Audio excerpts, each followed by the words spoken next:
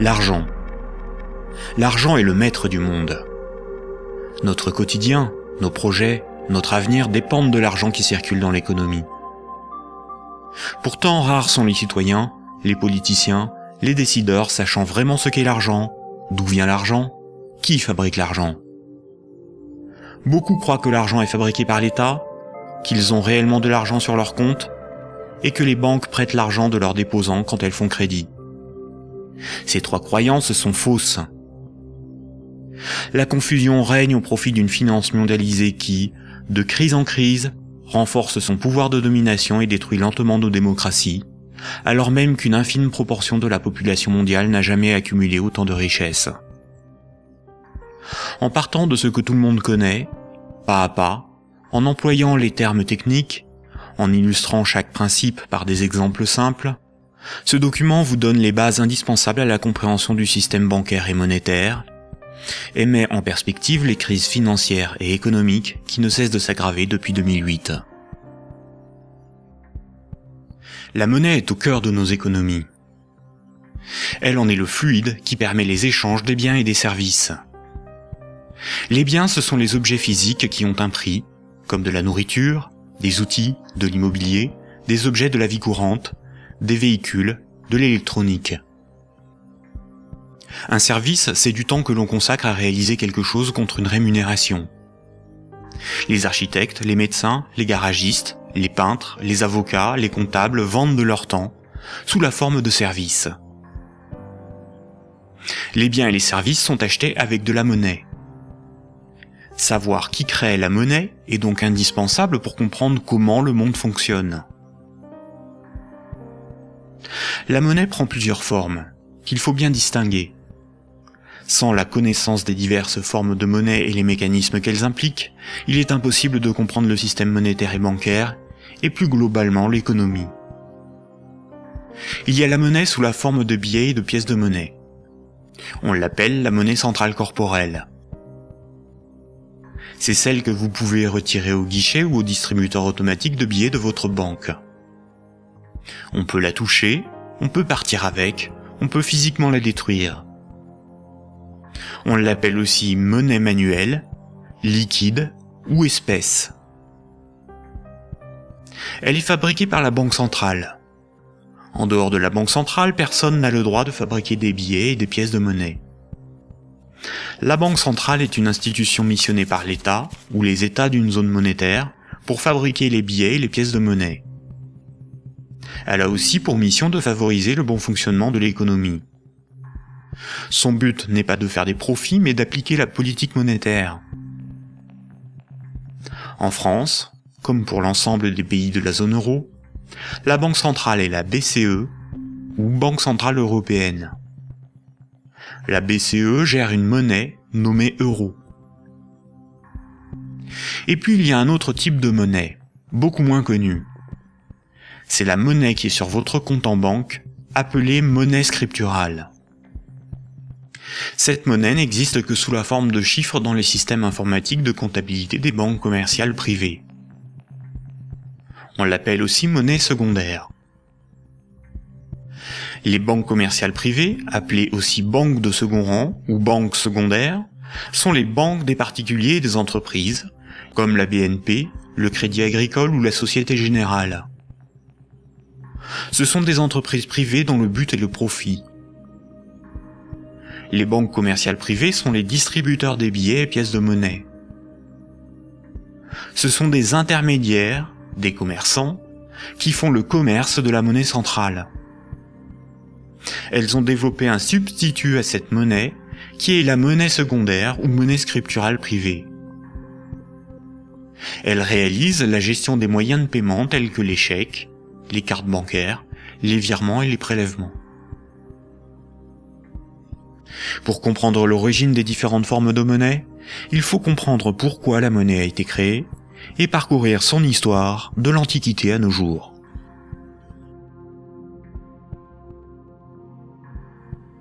L'histoire de la monnaie s'étale sur des milliers d'années.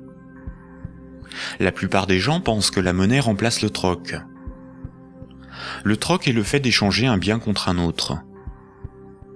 Par exemple, lorsque Paul et Jacques se rencontrent, Paul voudrait échanger 5 salades contre 10 kilos de pommes de terre. Sauf que si Jacques n'accepte pas de salade en échange de ses pommes de terre, il accepterait quelque chose d'autre, une denrée dont tout le monde a besoin. La monnaie serait apparue spontanément par la sélection de marchandises parmi les plus pratiques et les plus recherchées pour ces échanges immédiats. Dans un premier temps, le riz, l'avoine ou les animaux auraient été utilisés comme monnaie jusqu'à l'apparition de monnaies métalliques, d'or ou d'argent, forme ultime de monnaie. Le crédit ne serait apparu que plus tard, quand de la monnaie fut accumulée pour être prêtée à ceux qui en avaient besoin. Malheureusement, cette hypothèse n'a strictement aucune réalité historique. Les historiens ne cessent de le répéter. Ce n'est pas le troc qui apparut en premier, mais le crédit, c'est-à-dire la comptabilité des dettes, bien avant l'apparition de la monnaie. Le troc n'a pour ainsi dire quasiment jamais existé. Imaginons des paysans de l'Antiquité. Paul produit des salades qu'il récolte au printemps, et Jacques produit des pommes de terre qu'il récolte à l'automne. Jacques va emprunter 5 salades à Paul au printemps. Jacques doit l'équivalent de 5 salades à Paul. Ce n'est qu'à l'automne, 6 mois plus tard, que Jacques va le rembourser en lui donnant 10 kilos de pommes de terre. C'est la confiance qui permet ces échanges différés. On peut dire que Paul et Jacques se font confiance. Ils partagent un même principe moral qui est qu'une dette doit être honorée. Cela leur permet de se faire crédit. Quand Jacques demande des salades à Paul, il se sent redevable envers Paul. Jacques ne sera libre que quand il aura remboursé Paul des jours, des mois, des années plus tard, car il a une dette envers lui. Les hommes pouvaient se prêter des outils, des animaux, s'échanger des biens, mais aussi des services.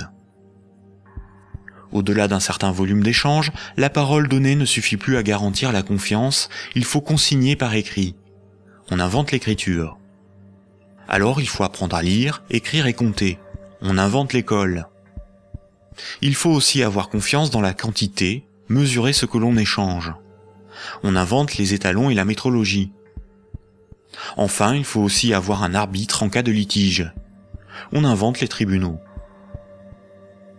Les communautés prenaient une unité de compte virtuelle, ou un étalon, pour donner un prix aux biens et aux services qu'ils s'échangeaient. Si 5 salades valaient 10 unités de compte, alors quand Paul donnait 5 salades à Jacques, il lui devait 10 unités de compte. On a retrouvé nombre d'objets servant de registre de dette. Des bâtons, des boules d'argile, des papyrus, des bouts de tissu, des figurines. Parmi les plus anciens registres figurent des centaines de milliers de tablettes d'argile de l'époque sumérienne, où étaient tenus des comptes et consignés des dettes. Ces tablettes étaient gérées par des temples proches des marchés. Personne ne pouvait empêcher les hommes de se faire crédit. Les unités de compte nécessaires à donner un prix à ce qui s'échangeait n'étaient qu'indicatives. Il n'est pas nécessaire de se procurer ou d'acheter des centimètres à chaque fois que l'on mesure ce que l'on prête à autrui. Durant plusieurs milliers d'années, il n'y avait pas de monnaie, juste la comptabilité des dettes des uns et des autres et des communautés entre elles. Ce n'est que beaucoup plus tard, environ 700 ans avant Jésus-Christ, que des souverains ou des castes régnantes ont imposé l'usage de monnaie comme moyen d'échange, sous la forme d'un objet dont ils s'attribuaient l'exclusivité de la production. Ils émettaient la monnaie, généralement des pièces d'or, d'argent ou de cuivre, payaient leurs soldats avec, et menaient des guerres pour conquérir de nouveaux territoires. Pour se procurer nourriture et équipement, les soldats imposaient par la force aux paysans et aux marchands cette monnaie comme paiement. Le pouvoir récupérait ensuite de cette monnaie lors de la perception des impôts. Comme tout le monde devait disposer de monnaie pour payer les impôts, elle devenait rapidement la monnaie officielle. Elle était acceptée comme paiement et elle se diffusait dans la communauté. Le pouvoir pouvait donc acheter nourriture, marchandises et richesses grâce à la monnaie qu'il produisait lui-même. Tant que l'on avait une dette, on n'était pas libre. On risquait de devenir l'esclave de son créancier ou d'être emprisonné si on ne s'acquittait pas de l'impôt. C'est la servitude pour dette.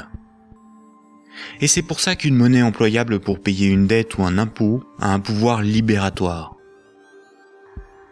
La monnaie a donc été créée par des castes régnantes, des souverains, pour extorquer une partie de la production des populations, vivre et s'enrichir sans travailler. C'est par ce principe que des empires se sont bâtis. Historiquement, le troc n'était pratiqué que durant les périodes de chaos et de conflits, lorsque la monnaie venait à manquer. Au Moyen Âge, avec le développement du commerce, les métaux précieux comme l'or ou l'argent étaient devenus une monnaie internationale. Il était risqué de posséder et transporter ces métaux précieux. On risquait de se les faire dérober. À partir du XVIIe siècle, les marchands de Londres et de Stockholm commencèrent à confier la garde de leurs métaux précieux aux orfèvres, les négociants en métaux précieux. En échange, les orfèvres leur donnaient un reçu, un certificat de dépôt nominatif qui permettait à son détenteur de récupérer à tout moment son métal précieux. Lors des retraits, les orfèvres demandaient une petite somme pour le service de stockage rendu. Les boutiques des orfèvres devinrent des coffres fort bien gardés. Puis ces certificats sont devenus non nominatifs.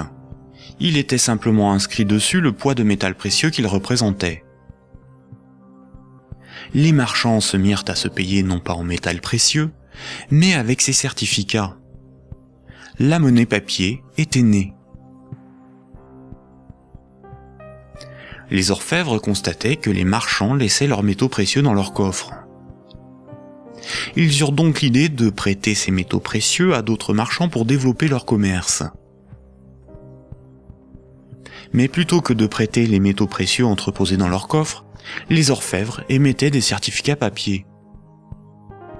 Quand les marchands remboursaient leurs dettes, ils rendaient les certificats et versaient un intérêt. Les orfèvres se mirent à imprimer bien plus de certificats que de métaux précieux disponibles dans leurs coffres. Cette pratique leur permit de s'enrichir en multipliant les intérêts perçus. Quand les certificats étaient rendus aux orfèvres, ils étaient détruits. Comme le papier monnaie échangeable contre des métaux précieux était accepté par les marchands comme paiement, les orfèvres pouvaient en imprimer pour leurs propres dépenses et achats.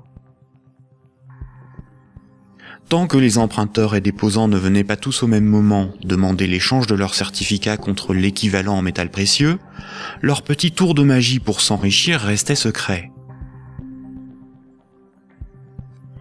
Aujourd'hui, les métaux précieux sont remplacés par la monnaie centrale. Avec l'avènement de la République et de la démocratie, c'est l'appareil législatif qui rédige la loi au nom du peuple, et l'État, la nation, fait fabriquer sa propre monnaie par la Banque centrale. La loi dit que tout citoyen est obligé d'accepter non pas des métaux précieux, mais de la monnaie de l'État comme règlement d'une dette. C'est ce qui donne son cours légal à la monnaie de l'État. Cette monnaie est dite fiduciaire, du latin fiducia, qui veut dire confiance. Sa valeur est liée à l'assurance qu'on peut échanger des biens et services avec cette monnaie. Rappelez-vous, quand un marchand déposait des métaux précieux chez l'orfèvre, il lui donnait l'équivalent en certificat de dépôt. Plus tard, le marchand pouvait retourner chez l'orfèvre et récupérer ses métaux précieux contre ses certificats. Aujourd'hui, quand le client d'une banque dépose des billets sur son compte, la banque le crédite.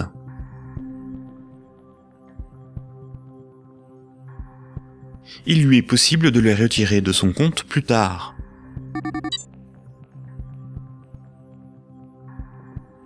La monnaie secondaire, ou monnaie scripturale privée, est l'équivalent des certificats de dépôt des orfèvres.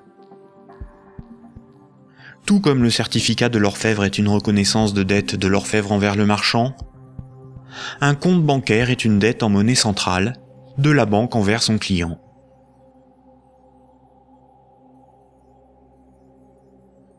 Du temps des orfèvres, quand les marchands se payaient en métaux précieux, c'est comme lorsqu'aujourd'hui, on paie les commerçants avec de la monnaie centrale, des billets de banque. Ensuite, quand les marchands se payaient avec des certificats de dépôt de l'orfèvre, c'est comme lorsqu'aujourd'hui, on paie un commerçant par un transfert de monnaie scripturale de notre compte bancaire à celui du commerçant.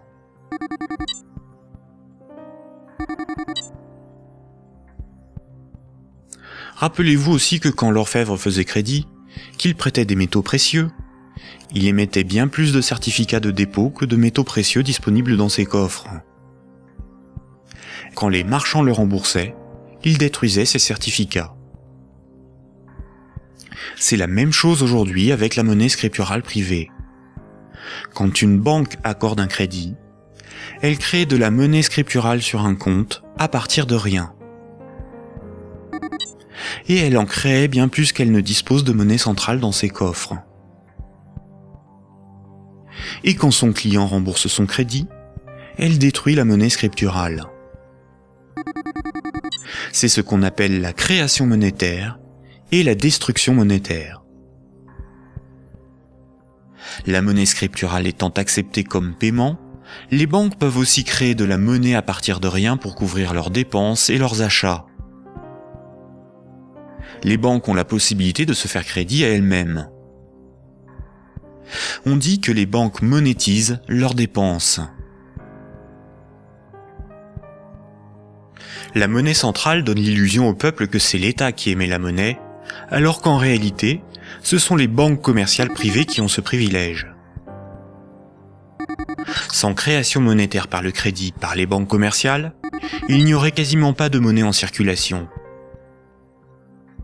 Les banques et les États sont comme les deux faces d'une même pièce. En effet, il faut d'abord que de la monnaie ait été créée par le crédit bancaire pour que l'État puisse en prélever par les impôts et les taxes. Et les banques ont besoin des États pour établir une législation protégeant ce privilège et faire appliquer cette législation par la justice et les forces de l'ordre. Nous allons détailler maintenant ces mécanismes bancaires et leurs nombreuses conséquences. Tout le monde a un compte en banque. C'est plus sûr et c'est plus simple que d'avoir chez soi une caisse remplie de billets de banque. Beaucoup de gens s'imaginent qu'un compte en banque est une boîte dans laquelle sont rangés des billets de banque. En réalité, la banque a une réserve unique de billets de banque et les comptes en banque n'ont aucune réalité physique. Ce sont juste des chiffres dans la comptabilité de la banque commerciale, ce sont des unités de compte. Lorsque vous allez au distributeur de billets, votre banque prend dans son stock de billets le montant que vous voulez retirer sur votre compte et vous les donne. Elle retranche ce montant à votre compte. Ainsi, vous avez le sentiment de prendre des billets sur votre compte en banque, alors qu'en réalité, la banque convertit des chiffres en monnaie centrale corporelle, c'est-à-dire en billets de banque, la monnaie de l'État. À l'inverse, quand vous déposez des billets sur votre compte, la banque les prend et les met dans son stock de billets et augmente le chiffre de votre compte. Votre compte ne représente pas un petit tas de billets de banque, mais seulement un chiffre dans un ordinateur. Vous ne retirez que très rarement l'ensemble de ce qui est sur votre compte. Vous retirez juste ce qu'il vous faut pour faire vos petits achats dans les commerces. Tout le reste, vous le laissez sur votre compte. Et le commerçant qui reçoit vos billets comme paiement les dépose lui aussi sur son compte. De ce fait, tout le monde a plus d'unités de compte sous la forme d'un chiffre dans la comptabilité d'une banque privée que de billets de banque dans ses poches ou chez lui. La somme des unités de compte qui correspond au crédit de votre compte s'appelle un dépôt. Un compte en banque sur lequel il y a 1000 unités de compte, on appelle cela un dépôt de 1000 €. On a l'illusion qu'une banque a toujours dans son stock de billets de banque l'équivalent des dépôts qu'elle gère. En réalité, elle n'en a qu'une petite partie, et ceci lui est permis par le fait que ses clients ne viennent pas tous au même moment retirer en liquide ce qu'ils ont sur leur compte.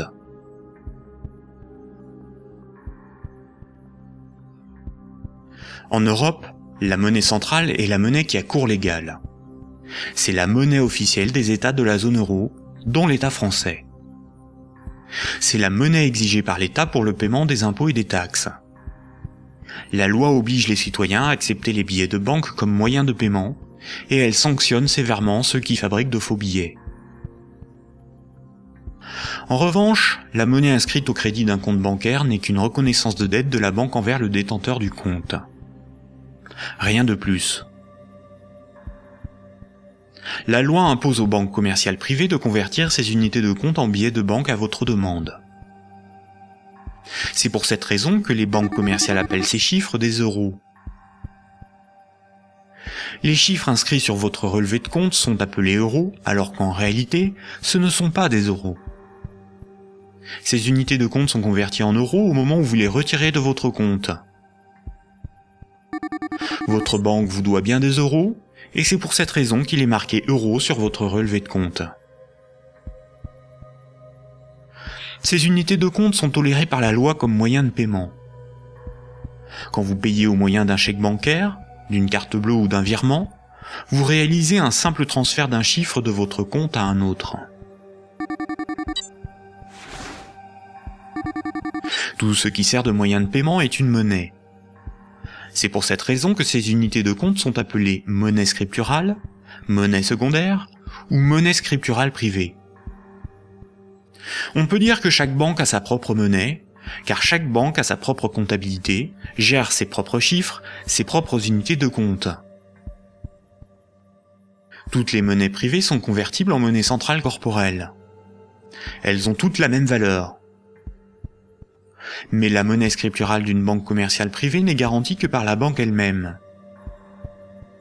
Une banque commerciale étant une entreprise comme une autre, elle peut faire faillite. Si elle fait faillite, elle ne peut plus garantir sa monnaie privée, et par conséquent les montants des comptes bancaires de ses clients. Les unités de compte sur les comptes bancaires peuvent tout simplement disparaître. Imaginons que vous ayez 10 000 euros en billets de banque, c'est-à-dire en monnaie centrale corporelle, en monnaie de l'État. Vous avez confiance dans sa valeur, car vous avez confiance en l'État. Vous prenez ces 10 000 euros et vous les déposez sur un compte au Crédit Agricole. En réalité, vous donnez cet argent à la banque qui les met dans son petit stock de billets et crédite votre compte. Le chiffre sur votre compte n'est qu'une reconnaissance de dette de 10 000 euros. Ce sont des unités de compte privées, car la banque est maintenant propriétaire des 10 000 euros que vous lui avez donnés, et qu'elle va probablement mettre dans un distributeur de billets pour que d'autres clients puissent retirer du liquide. La loi dit simplement qu'à votre demande, à tout moment, la banque est tenue de convertir les 10 000 unités de compte en billets de banque. Et ce que vous ne savez pas, c'est que la banque n'a qu'une petite partie des montants des comptes de ses clients sous la forme de billets de banque. Gardez à l'esprit que moins de 7% de la totalité de la monnaie en circulation est sous la forme de billets et de pièces de monnaie qui ont cours légal. Ce que vous avez sur votre compte, ce n'est qu'une promesse de remboursement en euros, et non de véritables euros.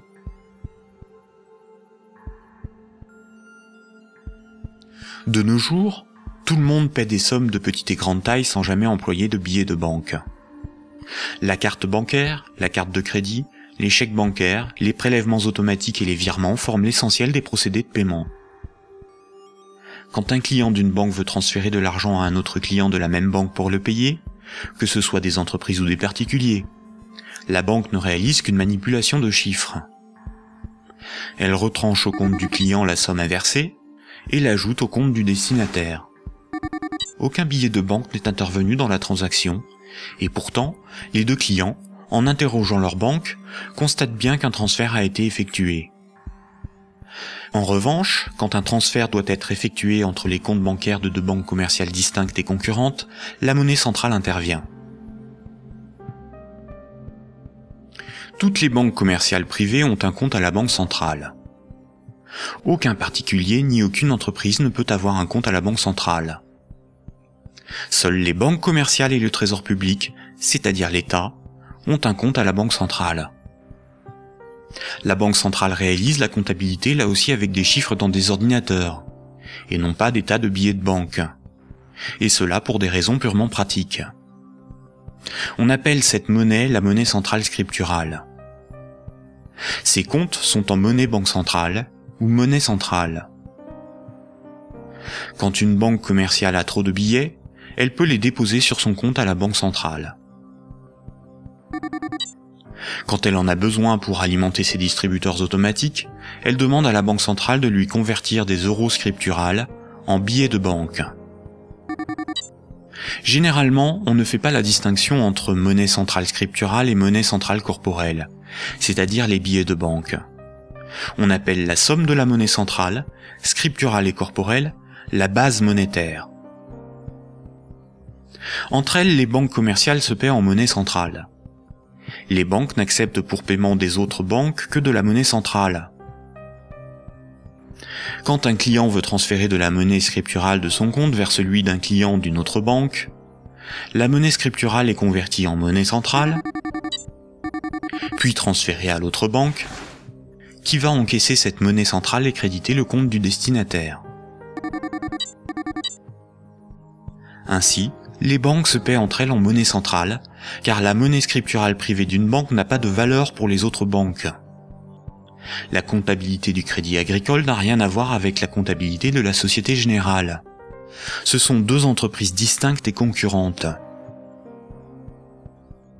Ce qui existe entre les banques et pour les banques, c'est uniquement la monnaie banque centrale.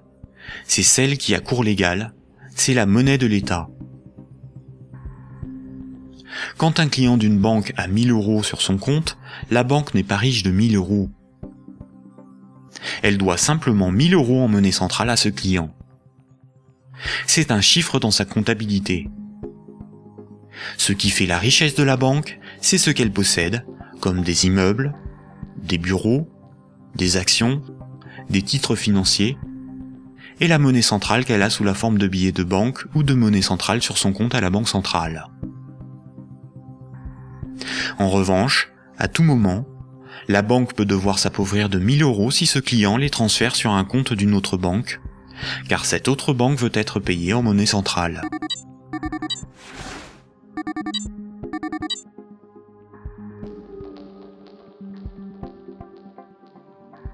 Les banques ne réalisent pas leur paiement en banque centrale à chaque fois qu'un transfert est réalisé. Un bilan des échanges est fait tous les jours. On appelle cela la compensation. Cette compensation est calculée par une chambre de compensation. Une chambre de compensation gère un système informatique enregistrant un très grand nombre de comptes en banque et de transactions, afin de faire le bilan des échanges entre les organismes financiers, dont les banques. La chambre de compensation la plus connue est Clearstream, à cause de l'affaire politico-financière qui porte son nom. Imaginons deux banques. Un client de la première banque paie 10 € à un client de la seconde. Un client de la seconde paie 15 € à un client de la première.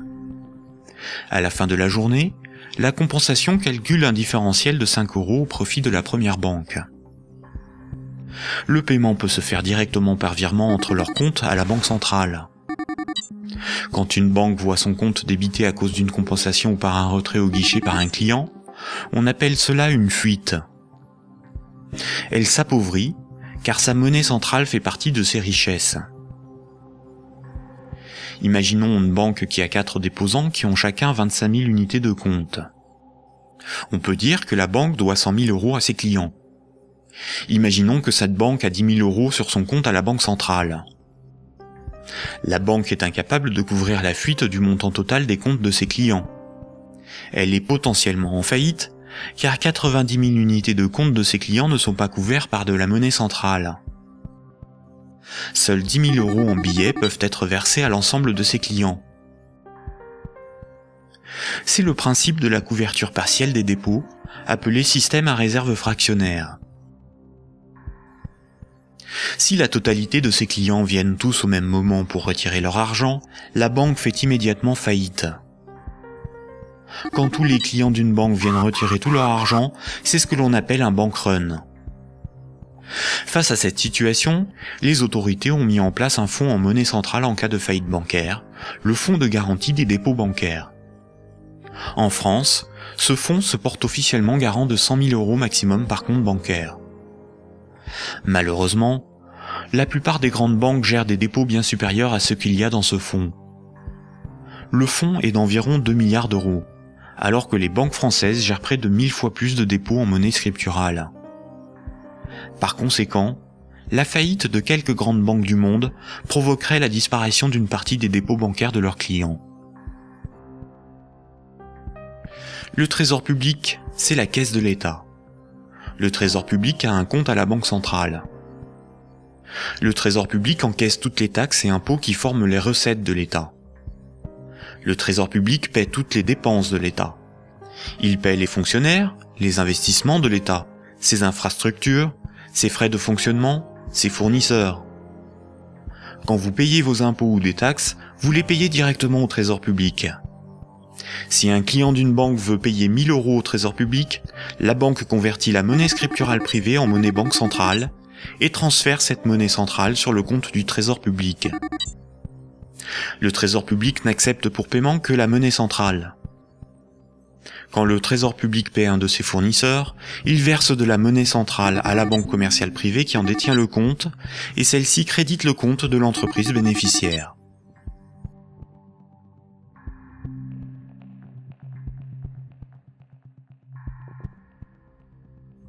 Récapitulons. Le système monétaire est basé sur 2 espaces monétaires distincts et isolés. L'espace de la monnaie centrale et l'espace de la monnaie scripturale privée. La monnaie centrale, c'est la monnaie de l'État. La monnaie centrale sert aux banques et au Trésor public pour se payer. La monnaie scripturale privée, ou monnaie secondaire, c'est la monnaie gérée par les banques commerciales privées. Les particuliers et les entreprises utilisent principalement cette monnaie.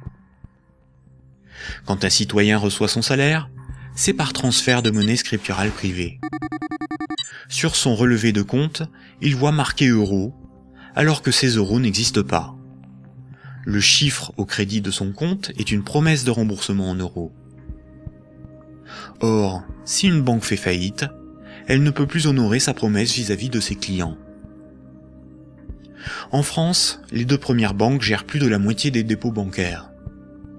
Aucun gouvernement ne permettra à une grande banque de faire faillite, car des millions de citoyens et d'entreprises perdraient une partie de leur argent. Ce serait une catastrophe sociale que l'ensemble de la société devrait compenser par l'appauvrissement général de la population. Toute entreprise peut faire faillite si elle est mal gérée, même les plus importantes. Mais cette règle ne s'applique pas aux grandes banques. Les gouvernements les sauvent en taxant l'ensemble des citoyens si nécessaire. Voici ce qu'en pense Frédéric Lordon, économiste, directeur de recherche au CNRS et chercheur au Centre de sociologie européenne. Frédéric Lordon, vous êtes plus radical ? J'en ai peur. C'est-à-dire, il me semble que derrière toutes les argumentations techniques du monde, il y a une question préjudicielle qui est une question de principe. Alors je voudrais repartir des sauvetages de 2008-2009, parce qu'il me semble que celui qui se profile va avoir à peu près les mêmes propriétés. À propos de ces sauvetages bancaires, on peut dire non contradictoirement 2 choses. La première, c'est qu'ils étaient une nécessité impérieuse, et je dirais même vitale. Et la deuxième, c'est que cependant, ils ont été des scandales sans nom. Des scandales sans nom. Alors pourquoi ça a été un scandale? Les gens le savent, alors ils sont un peu plus qu'échauffés, hein, je vous assure. On a sauvé les banques, on a sauvé la finance sans la moindre contrepartie, pas le plus petit commencement de réglementation de l'activité financière ou de transformation des structures bancaires. Donc, si vous me passez l'expression, le corps social en a gros. Mais pour autant, il était une nécessité impérieuse de les sauver, pour une raison extrêmement simple, c'est que il faut que les gens essayent de se figurer l'ampleur des dévastations économiques et sociales qui suivent de la matérialisation d'un risque systémique. C'est dans le cadre de cette hypothèse que je me situe. On pourra peut-être y revenir tout à l'heure. C'est-à-dire l'effondrement total de toutes les banques. Les transactions les plus élémentaires deviennent impossibles. Je veux dire, aller acheter son pain à la boulangerie, ça marche plus. Tout simplement parce que retirer de l'argent au distributeur à billets, ça marche pas. Faire un chèque, ça marche pas. Une carte bleue, ça marche pas. Vous avez les piécettes dans la poche, ça vous mène pas loin. Vous tenez 4-5 jours en forçant plutôt sur les patates. Et après, c'est retour au jardin potager pour ceux qui en ont un, et pour les autres, c'est retour vers l'état de nature économique. Ce que vous décrivez là, ça semble une catastrophe. Oui, c'est la catastrophe ultime si les banques ne sont pas sauvées et qu'elles tombent toutes ensemble. Ça pourrait se produire d'après vous, ça? Alors pour moi, Grèce, oui. si vous voulez, c'est un événement qui est de l'ordre de l'impensable. C'est-à-dire, c'est un chaos social d'une telle ampleur qu'il me semble inconcevable que les États se désintéressent de la chose. Par conséquent, ils sont forcés de venir au secours de la finance, qu'ils le veuillent ou non. Et c'est exactement là que se noue le drame, si vous voulez. C'est dans cette articulation entre la nécessité impérieuse d'une part et le scandale de l'autre. Le corps social est forcé, par pouvoir public interposé, de venir au secours des banques, car si les banques calanchent, c'est le corps social qui calanche dans la semaine qui suit. Et forcément, les intérêts matériels de la population sont si intimement liés à la structure bancaire qu'il est impossible de la laisser crever. Et vous voyez donc là où est le problème, c'est que de par leur position très particulière dans la structure sociale du capitalisme, les banques sont les dépositaires de fait de deux biens publics vitaux pour une société marchande. Vitaux. Le premier, c'est les encaisses monétaires de la population, les dépôts, les épargnes. Je veux dire, si toutes les banques tombent, ceci s'évapore dans l'instant. Et c'est pas la peine de se gargariser avec le fonds de garantie des dépôts. Hein. Ça va si une banque ou deux tombe. Si la totalité s'écroule, le fonds saute comme un bouchon de champagne. Et le deuxième bien public vital, c'est l'intégrité du système des paiements. Et c'est parce que les banques ont capté ces biens publics qu'elles peuvent contraindre l'État, les corps sociaux à leur venir en aide. C'est quoi l'intégrité du système des paiements? C'est le fait que les banques sont les teneurs de compte, qu'elles les mouvementent, qu'elles les débitent, qu'elles les créditent, donc elles sont les opératrices. Absolument. C'est pas qu'elles les garantissent, c'est qu'elles opèrent très concrètement et très basiquement les transactions élémentaires. La gestion des moyens de paiement. Et exactement. Bon, alors, si vous voulez, là, il y a une situation de fait que les économistes appellent dans leur langage pluriel et amoral, mais dont le vrai nom est prise d'otage. Et celle-là, elle est colossale. Si vous voulez, chaque fois qu'il y a un mouvement social dans les transports ou le ramassage des ordures, on vous bassine avec la prise d'otage des syndicats. Mais ça, c'est une prise d'otage, mais cosmique. C'est énorme. Personne n'en parle jamais. Donc, la question de principe est la suivante. Derrière la question du sauvetage des banques et derrière la question des banques tout court, le corps social doit se poser la question de savoir s'il continue de tolérer que ces biens publics vitaux soient ainsi remis à des intérêts privés, et spécialement à des intérêts privés aussi mal éclairés que ceux de la finance, quand elle est mouillée jusqu'aux sourcils dans les marchés de capitaux. Bon, je trouve que poser la question, c'est y répondre. Et si on ne répond pas non, cette obligation de venir à la rescousse des banques se reposera éternellement. D'où ma conclusion. Il faut envisager la déprivatisation intégrale du secteur bancaire. La nationalisation. Alors, la nationalisation...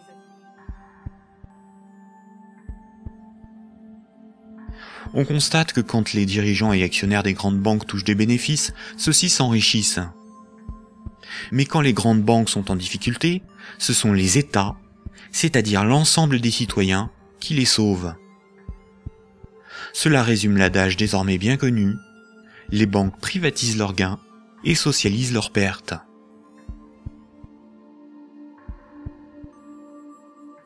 Pour bien comprendre le mécanisme de création monétaire, nous devons savoir ce qu'est un actif.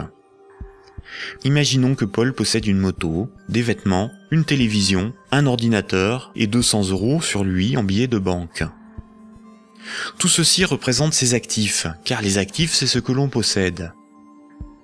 Les 200 € qu'il a sur lui sont ses actifs financiers. Maintenant, Jacques emprunte à Paul 100 €. En lui empruntant cette somme, Jacques signe une reconnaissance de dette l'engageant à rembourser Paul dans un mois. Les actifs financiers de Paul restent de 200 €, car il possède encore 100 € en billets, ainsi que la reconnaissance de dette de Jacques d'une valeur de 100 €. Cette reconnaissance de dette va à ses actifs, car il s'agit de quelque chose qu'il possède. Paul a ce qu'on appelle une créance sur Jacques. Jacques est débiteur de Paul. En cas de litige, si Jacques ne rembourse pas Paul, la justice pourra intervenir pour forcer Jacques à respecter ce contrat. Elle pourra alors le forcer à vendre un de ses actifs matériels pour rembourser Paul, comme sa télévision s'il en a une. Généralement, la comptabilité d'une entreprise ou d'une banque est synthétisée sous la forme d'un bilan. Un bilan comptable est une synthèse permettant de représenter ce que l'entreprise possède, ses actifs, et ce qui lui appartient pas ou ce qu'elle doit, son passif. La différence entre son actif et son passif représente son résultat. On peut aussi l'appliquer à un particulier. Voici à quoi ressemblerait le bilan de Paul. Dans les actifs de Paul figurent ses actifs financiers, constitués de ses billets de banque et de la dette de Jacques, ainsi que ses actifs matériels, constitués de sa télévision, son ordinateur, sa moto, dont la valeur de revente à date est estimée de 1000 €. Pour notre démonstration, nous ne garderons que les actifs financiers. Son bilan financier est positif de 200 €. Le bilan de Jacques, qui n'avait aucun actif, est celui-ci. Jacques possède 100 € en billets, mais doit aussi 100 € à Paul. Le passif, c'est ce qu'on doit. Son bilan est donc nul, car son passif annule son actif. Donc un actif est quelque chose qui a une valeur financière que l'on peut inscrire dans un bilan. S'il est à l'actif du bilan, c'est quelque chose que l'on possède. S'il est au passif du bilan, c'est quelque chose qui ne nous appartient pas et que l'on doit à quelqu'un d'autre. Imaginons maintenant que Nicolas, qui a 300 € en billets de banque, propose à Paul de lui racheter sa créance sur Jacques. Il va donc pour cela lui donner 100 € et modifier le bénéficiaire du contrat de sorte que Jacques doive maintenant la somme non plus à Paul, mais à Nicolas. Voici à quoi ressemblerait le bilan de Paul. On constate que Paul a retrouvé ses 200 € en billets de banque. Son bilan financier est positif de 200 €.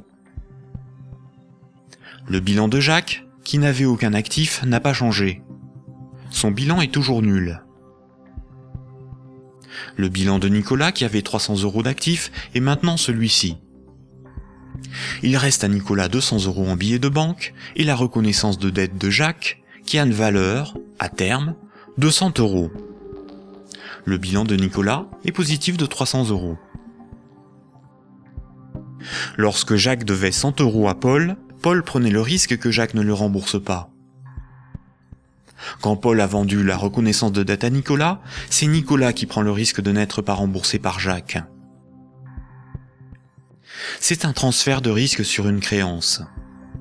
Si Jacques ne rembourse pas sa dette, le bilan de Nicolas peut perdre jusqu'à 100 €.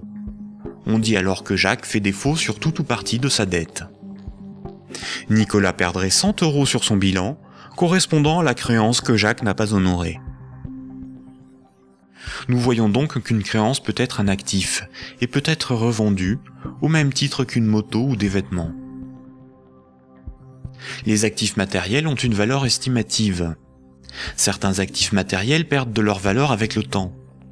C'est le cas d'un ordinateur ou d'une moto.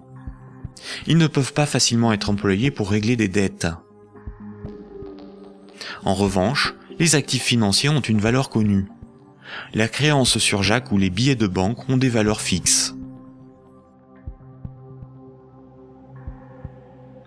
Le bilan d'une banque se présente comme le bilan de n'importe quelle entreprise.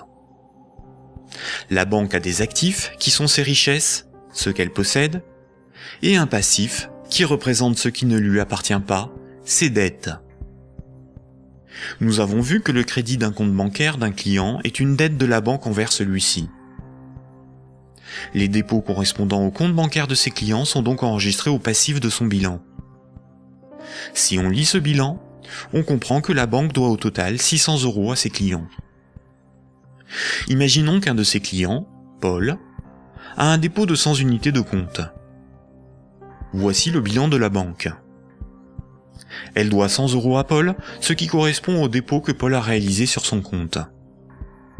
Ce compte en banque est dit à vue, c'est-à-dire que Paul peut tout de suite utiliser ses unités de compte pour un paiement. Paul souhaite emprunter 1000 € à sa banque. La banque établit le contrat de prêt qu'elle lui fait signer. Ce contrat l'engage à rembourser la banque selon un échéancier précis. Paul devra rembourser les 1000 € empruntés, appelés capital du crédit, plus 50 € d'intérêt. Pour créditer le compte de Paul, la banque ne prend pas les dépôts d'autres clients pour lui donner.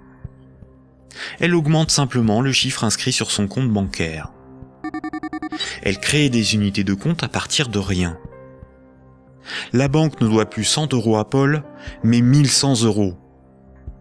Le contrat de prêt de Paul apparaît sur son bilan comme quelque chose qu'elle possède. Cette créance sur Paul est à son actif. Les comptes des autres clients n'ont rien à voir avec cette opération. On dit que la banque a monétisé la créance sur Paul. Elle a transformé cette créance en moyen de paiement sous la forme de monnaie scripturale privée ajoutée au compte de Paul. On appelle cette opération d'augmentation des dépôts par simple jeu d'écriture la création monétaire. On parle de création monétaire ex nihilo, ce qui veut dire à partir de rien. Enfin, quand Paul va rembourser le crédit, la banque va annuler des unités de compte chaque mois, selon l'échéancier du crédit, directement sur le compte de Paul. Cette annulation est appelée destruction monétaire. Elle diminue la somme qu'elle lui doit. Simultanément, dans son bilan, la somme restante à rembourser diminue aussi. La banque prend le risque que Paul n'arrive pas à rembourser le crédit, qu'il soit insolvable. C'est le risque de faire crédit ou risque de contrepartie. On pourra qualifier alors la créance de Paul, le contrat de prêt, d'actifs pourris ou d'actifs toxiques. Cette opération de création de moyens de paiement artificiels, tout comme sa destruction progressive lors du remboursement, est difficilement compréhensible pour la plupart des gens, y compris pour ceux qui travaillent dans les banques, même à haut niveau. Il est pourtant évident que quand une banque accorde un prêt, aucun de ses clients ne voit son compte diminuer ne serait-ce que d'1 €. Ce mécanisme est très mal compris et les médias perpétuent, par ignorance, le mensonge selon lequel les banques doivent collecter des dépôts pour pouvoir prêter de l'argent. Pourtant, ce mécanisme est parfaitement décrit dans les manuels d'économie. Vous pouvez par exemple télécharger un petit fascicule intitulé « La monnaie et nous », édité par la Banque de France en 2009, expliquant la création monétaire par les banques commerciales privées.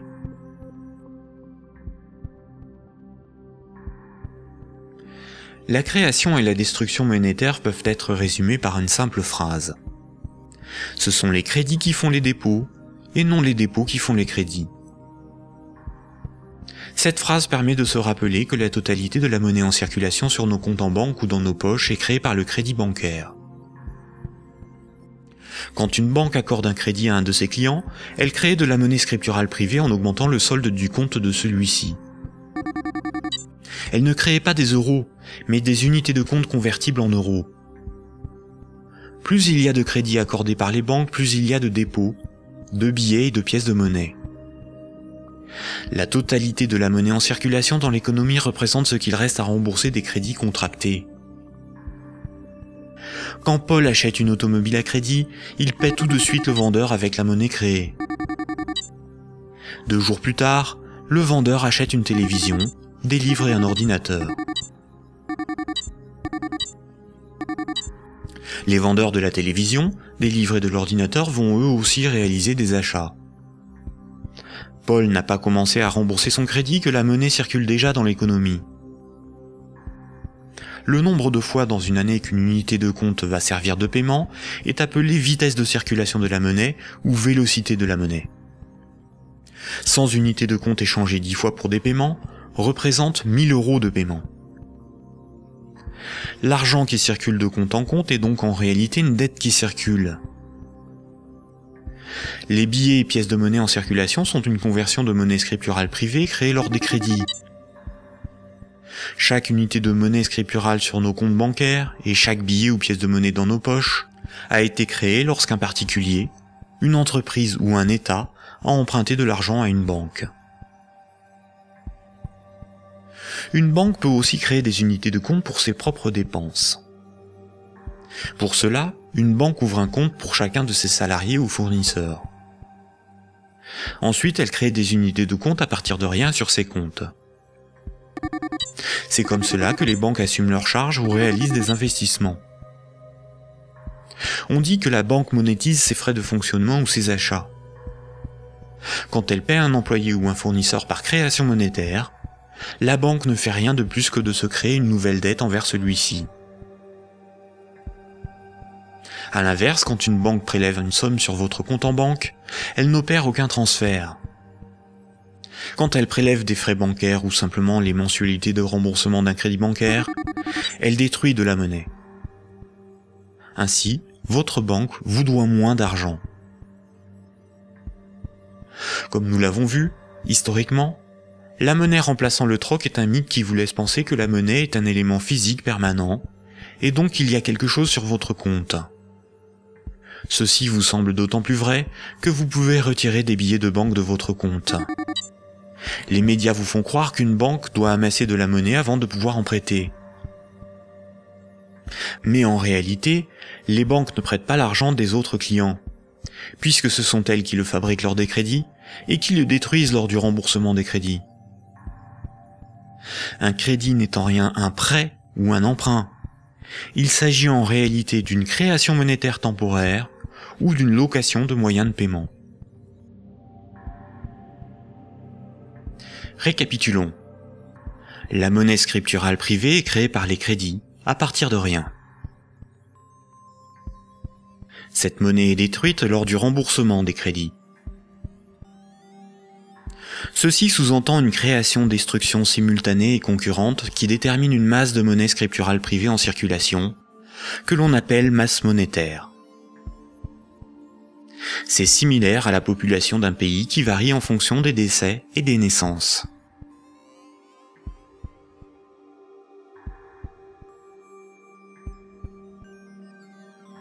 Trois citoyens et un banquier échouent sur une île déserte au beau milieu de l'océan. Ils s'organisent et décident de créer leur propre monnaie, qu'ils appellent euro. Le banquier fonde l'unique banque commerciale privée de l'île. Comme cette banque est nouvelle, les trois citoyens n'ont rien sur leur compte. Ils ne peuvent pas s'échanger et se vendre ce qu'ils produisent. Ils ont bien des marchandises à se vendre, mais aucune monnaie pour les payer. Pour disposer de moyens de paiement, chaque citoyen va faire un crédit de 10 €, remboursable en 11 mois. Chaque citoyen devra rembourser 10 € de capital, plus 1 € d'intérêt. Lorsque le banquier leur accorde le crédit, il crée 10 € à partir de rien sur chaque compte. Le premier mois, la masse monétaire est de 30 €. Les citoyens disposent de monnaie pour s'échanger ce qu'ils produisent. À la fin du premier mois, les citoyens commencent à rembourser leur crédit. Le banquier prélève 1 € d'intérêt, qu'il utilise pour acheter des marchandises aux citoyens. La masse monétaire reste de 30 €. À l'issue du deuxième mois, le banquier efface 1 € du compte de chaque citoyen. Il reste 27 € en circulation. À l'issue du troisième mois, le banquier efface à nouveau 1 € du compte de chaque citoyen. Il reste 24 € en circulation. De mois en mois, la situation devient un peu plus compliquée, car la masse monétaire ne cesse de baisser. Les citoyens se retrouvent en concurrence pour capter l'argent. À l'issue du 11e mois, après une farouche concurrence entre les trois citoyens pour capter la monnaie restante, leurs comptes sont vides, car tout le monde a remboursé exactement ce qu'il avait emprunté à la banque. Plus rien ne peut être ni acheté ni vendu. C'est la crise économique. Le banquier réunit les citoyens et leur dit : « Pour résoudre cette situation, c'est très simple. Vous n'avez qu'à m'emprunter à nouveau de l'argent. » Les citoyens acceptent. Ils font tous à nouveau un crédit de 10 €. À la fin du premier mois, le banquier prélève 1 € d'intérêt, qu'il garde pour lui car il a tout ce qu'il lui faut. Au fil des mois, le banquier supprime les euros correspondant au remboursement des crédits. Comme les intérêts n'ont pas été dépensés par le banquier, c'est au bout du 10e mois seulement que les comptes des trois citoyens sont vides. Il n'y a plus de monnaie en circulation, et pourtant il manque 3 € pour rembourser la totalité de leur crédit. Le banquier réunit les citoyens et leur dit : « Il y a une manière très simple de repousser le moment où vous serez à zéro sur vos comptes. Vous n'avez qu'à m'emprunter régulièrement de l'argent, bien avant que la masse monétaire ne baisse trop et que l'économie ne s'arrête. Et pour compenser les intérêts que je ne dépense pas, il vous suffit de m'emprunter à chaque fois quelques euros de plus. » Les citoyens acceptent. Désormais, ils sont en permanence endettés, sinon la monnaie disparaît et l'économie s'arrête. Ils appellent cela la croissance. Mais comme ils sont endettés, ils se mettent à produire toujours plus pour rembourser le banquier, bien au-delà de leurs besoins réels. Ils ne produisent pas pour avoir de quoi se vêtir, se nourrir ou se loger. Ils produisent pour avoir l'argent nécessaire pour rembourser leurs crédits. L'argent est devenu le moteur de leur vie, et non ce dont ils ont besoin pour vivre. Ce système permet au banquier de ne rien produire. Il passe son temps à gérer ses comptes, à créer de la monnaie puis à la détruire. Avec la monnaie qu'il fabrique, il achète ce dont il a besoin aux citoyens. Rapidement, les ressources naturelles de l'île viennent à manquer. Il n'y a plus de bois, plus de gibier, plus d'eau, plus de terre pour produire toujours plus. La croissance a épuisé les ressources naturelles et détruit l'environnement. Cette petite histoire met en valeur de réalités tout à fait surprenantes. D'une part, les sommes dues aux banques sont globalement supérieures aux sommes disponibles pour les rembourser. D'autre part, si tout le monde remboursait ses dettes, il n'y aurait quasiment plus de monnaie en circulation dans le monde. Tous les comptes seraient vides, tous les billets et pièces de monnaie disparaîtraient. Le système monétaire fonctionne comme un système pyramidal. Pour payer les crédits en cours de remboursement, il faut que de nouveaux crédits soient accordés. Sinon, la monnaie se raréfie et certains emprunteurs sont dans l'incapacité de rembourser leurs crédits.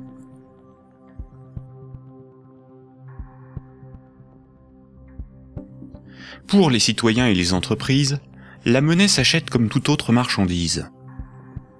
Les banques louent la monnaie qu'elles fabriquent, et le prix de cette location est de la monnaie supplémentaire qu'elles sont les seules à fabriquer.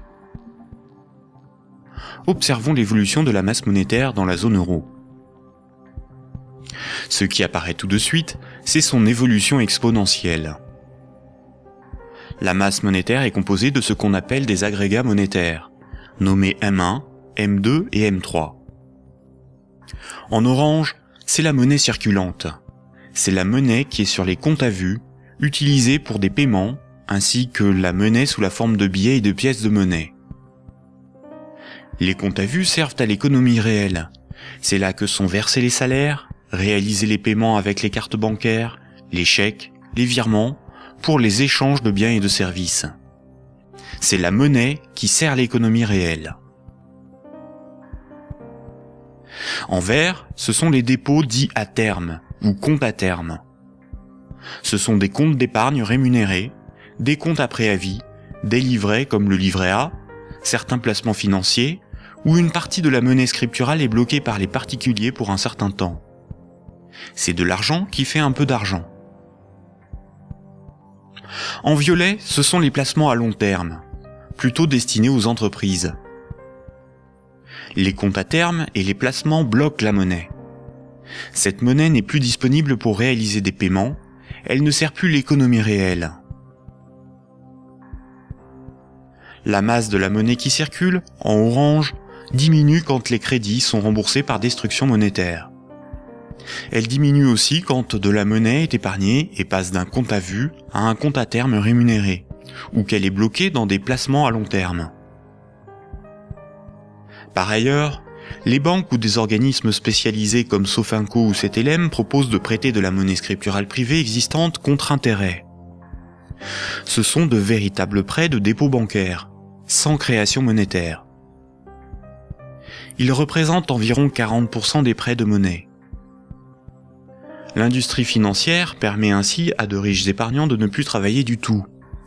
Ces épargnants peuvent ponctionner sur la masse monétaire circulante de la monnaie que les moins riches et les entreprises produisent par le crédit.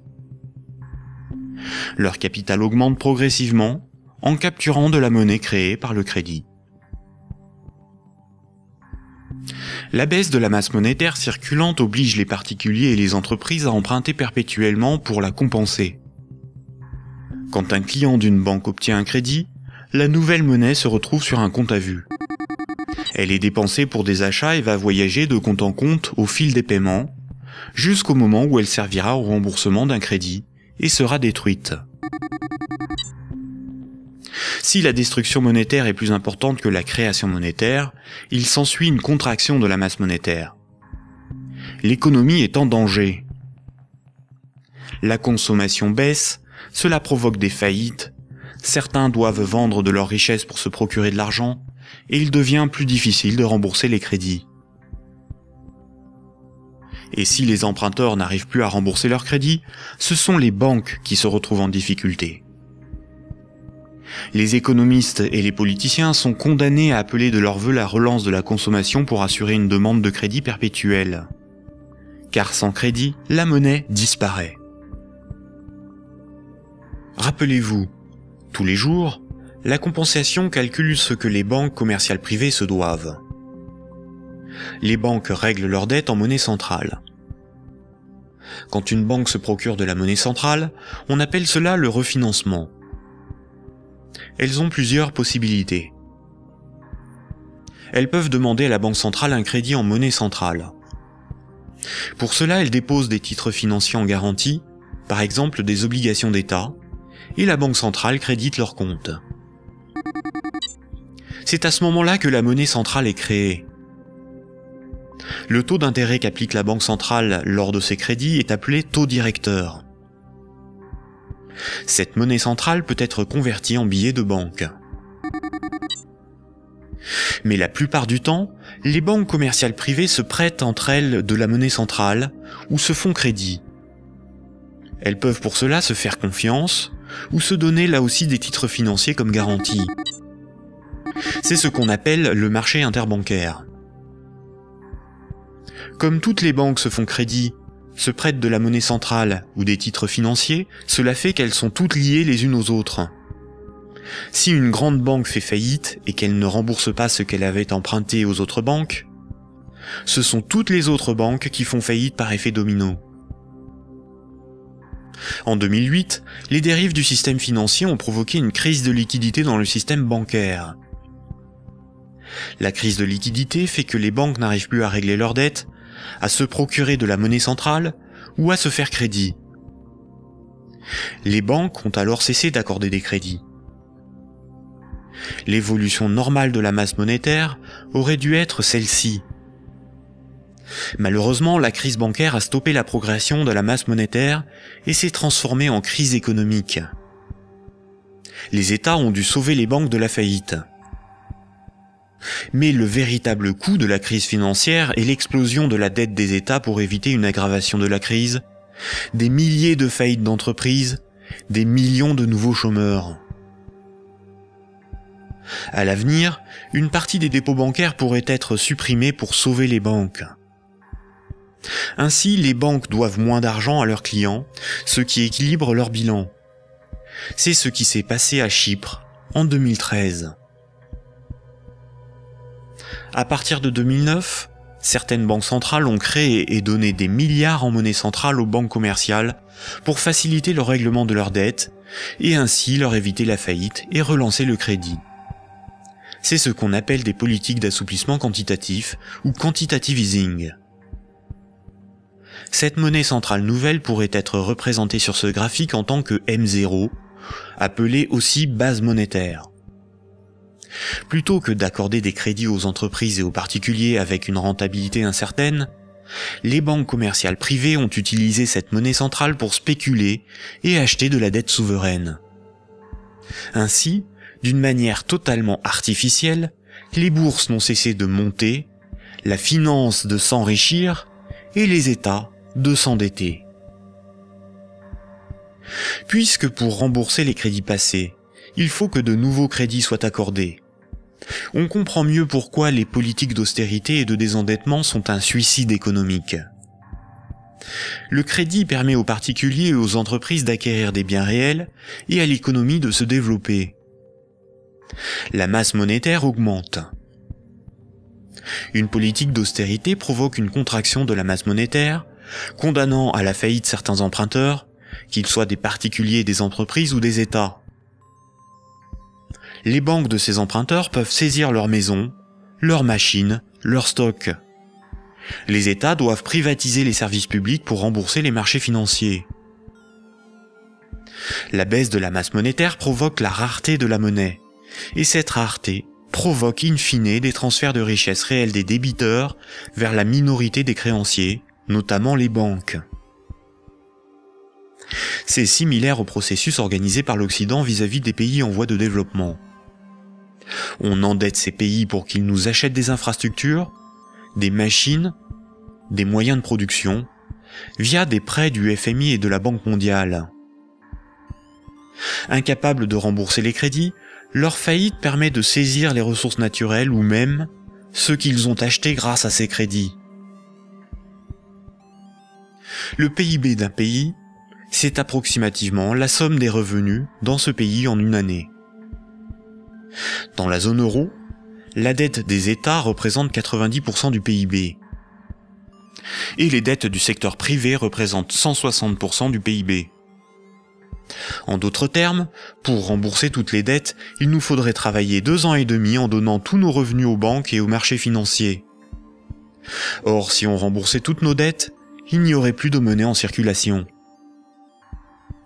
Ce système pyramidal de dette n'est viable que dans un équilibre précaire, car la capacité des emprunteurs à rembourser leurs crédits dépend de la capacité d'autres emprunteurs à contracter de nouveaux crédits.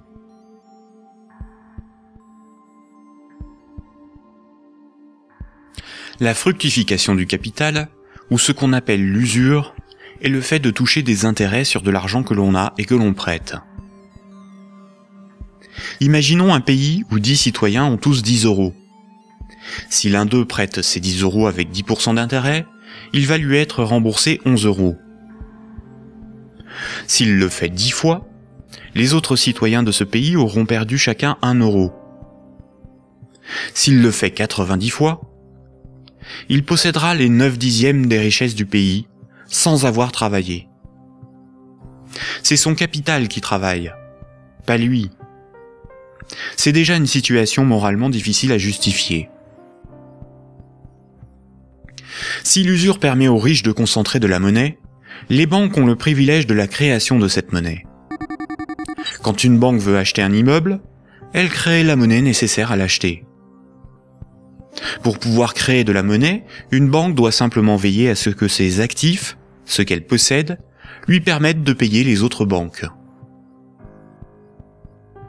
Si les banques peuvent créer de la monnaie à partir de rien pour leurs achats, les entreprises, les particuliers et les États doivent d'abord en épargner, ou bien demander à une banque de lui en louer par un crédit. Voici ce que Maurice Allais, prix Nobel d'économie en 1988, disait de la création monétaire ex nihilo. Dans son essence, la création de monnaie ex nihilo actuelle par le système bancaire est identique, je n'hésite pas à le dire pour bien faire comprendre ce qui est réellement en cause, à la création de monnaie par les faux monnayeurs, si justement condamnée par la loi. Concrètement, elle aboutit au même résultat. La différence est que ceux qui en profitent sont différents et autorisés à le faire. Les banques sont des entreprises à but lucratif. Elles ont des actionnaires, leur but est l'enrichissement. Par le privilège de la création monétaire, la spéculation et l'usure organisée à l'échelle industrielle, on constate une gigantesque concentration des richesses dans les mains d'un tout petit nombre de personnes. Quand on parle de richesse, il ne faut pas penser à de l'argent, mais à de l'immobilier, des infrastructures, des propriétés, des entreprises, bref, ce qui a réellement de la valeur. Des chercheurs suisses ont extrait d'une base de données de l'OCDE un groupe de 147 entreprises financières qui ont le contrôle des 20 000 plus grandes entreprises du monde. Et un plus petit groupe forme le noyau dur de ces maîtres du monde. Sans surprise, les banques, et plus globalement le monde de la haute finance, notamment anglo-saxonne, contrôlent directement ou indirectement la plupart des grandes entreprises du monde. 1% de la population possède 46% du patrimoine mondial. Ce mouvement de concentration des richesses s'est accentué dans les années 70. Le néolibéralisme consacre la loi du marché comme dogme économique. Il prône la libre circulation des capitaux, des marchandises et des personnes à l'échelle mondiale, et une concurrence libre et non faussée. L'efficience des marchés serait l'avenir de l'homme. Dans cette perspective, les États sont des obstacles à la dérégulation financière. Avant les années 70, l'État français pouvait se financer à taux fixe et avantageux par un dispositif appelé le circuit du trésor. La Banque centrale pouvait faire des avances significatives à l'État. À partir des années 70, ce dispositif a été démantelé. Les États ont été obligés de se financer sur les marchés financiers, avec un taux variable en fonction de l'offre et de la demande. Par ailleurs, l'industrie financière organise la fuite des bénéfices et fortunes dans les paradis fiscaux. Pour le seul État français, le manque à gagner sur les recettes fiscales est estimé entre 50 et 80 milliards d'euros chaque année, soit plus que les recettes de l'impôt sur le revenu. En d'autres termes, l'État est contraint d'emprunter aux marchés financiers, c'est-à-dire aux banques et aux clients des banques, ce qu'elle ne leur prend pas sous la forme d'impôts et de taxes, et de leur payer pour cela un intérêt supplémentaire. Sans les intérêts imposés par les marchés financiers, l'État français n'aurait pas dû payer plus de 1500 milliards d'euros d'intérêts en 30 ans. La totalité de l'impôt sur le revenu est consacrée au seul remboursement des intérêts de la dette. Si les financiers prêtent aux États, c'est parce que les États ont le droit de lever autant d'impôts que nécessaire pour les rembourser, et d'utiliser la justice et les forces de l'ordre pour faire payer les contribuables. La création monétaire est aussi appelée planche à billets, même quand il s'agit de monnaie scripturale privée créée par le crédit. C'est un terme péjoratif faisant référence à l'impression de billets de banque par l'État. Ce terme est parfois employé par certains économistes de manière démagogique, pour induire en erreur quant aux responsabilités de la création monétaire et de l'inflation. L'inflation, c'est la hausse générale des prix. Une même baguette de pain vaut 1,30 € en 2013, alors que 10 ans plus tôt, elle valait 50 centimes. L'inflation est due au rapport entre la création monétaire et la création des richesses réelles. Si on crée plus de monnaie que de biens et services à vendre, les prix vont augmenter. La déflation, c'est l'inverse. C'est la baisse générale des prix. Si on crée des biens et services à vendre, et qu'on ne crée pas de monnaie pour les acheter, la monnaie va manquer et les prix vont baisser. L'hyperinflation est une inflation excessive des prix, supérieure à 12 500% par an. Si une baguette de pain vaut 1 € en 2013, s'il y a de l'hyperinflation, elle vaudra au minimum 12,50 € un an plus tard. Dans les années 70 et 80, l'inflation a atteint 15%, alors même que l'interdiction de permettre à la Banque centrale de faire des avances à l'État devait nous prémunir d'une telle situation.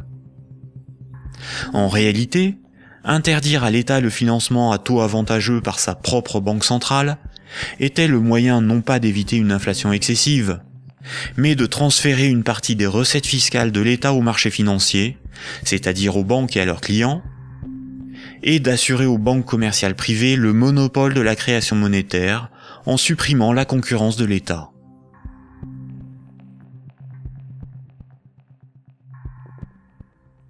Voici ce qu'on pouvait lire en 1924, avant la Grande Dépression de 1929, dans le magazine de l'Association des banquiers des États-Unis. Le capital doit assurer sa propre protection par tous les moyens possibles, grâce à la coalition et à la législation. Les dettes doivent être collectées et les hypothèques exercées le plus rapidement possible. Lorsque les personnes ordinaires perdent leur maison à travers le processus de la loi, elles deviennent plus dociles et peuvent plus facilement être dirigées grâce au bras fort du gouvernement représenté par les principaux acteurs financiers et par une puissance centrale due aux richesses. Ces vérités sont bien connues de nos principaux intervenants, qui s'appliquent désormais à créer un impérialisme permettant de gouverner le monde. En divisant les votants grâce au système de partis politiques, nous les manipulons afin qu'ils dépensent toute leur énergie pour des problèmes n'ayant aucune importance. C'est donc grâce à une action discrète que nous garantirons la pérennité de ce que nous avons si bien planifié et accompli. Rappelez-vous, dans l'Antiquité, la monnaie physique a été inventée par des souverains pour lever des armées, conquérir de nouveaux territoires et instaurer une dépendance des peuples à la monnaie par la levée des impôts. Toutes les dettes devaient être réglées avec la monnaie du souverain. Cela lui permettait d'acheter les richesses aux populations avec la monnaie qu'il fabriquait lui-même. Une seule et même organisation gérait la fabrication de la monnaie, les armées, la législation, la justice et les forces de l'ordre. Aujourd'hui encore, la monnaie reste un instrument de domination et un élément clé de la géopolitique. Le siècle dernier a été celui du dollar américain. Le dollar américain est de loin la monnaie la plus répandue sur Terre. Le budget militaire américain est égal aux dépenses militaires de tous les autres pays réunis. Tous les ans, ce budget est voté par le Congrès et généreusement financé par la Banque fédérale américaine. Fondée en 1913, la Banque fédérale américaine est une banque privée et non une institution publique. La force militaire permet aux États-Unis d'assurer le statut de monnaie de réserve mondiale au dollar américain et de l'imposer dans le commerce international. Avant les attentats du 11 septembre 2001, les pays clés indépendants du système monétaire anglo-saxon étaient l'Afghanistan, l'Irak, le Soudan, la Libye, la Syrie, Cuba, la Corée du Nord, la Somalie et l'Iran. Les États-Unis et leurs alliés ont attaqué l'Afghanistan, l'Irak et la Libye. En Libye, une banque centrale opérationnelle a été créée par les soi-disant rebelles avant même que la guerre ne soit finie. Le colonel Kadhafi, Saddam Hussein et Kennedy ont en commun d'avoir défié la domination du dollar américain du cartel de banques privées qui dirige la Banque fédérale américaine.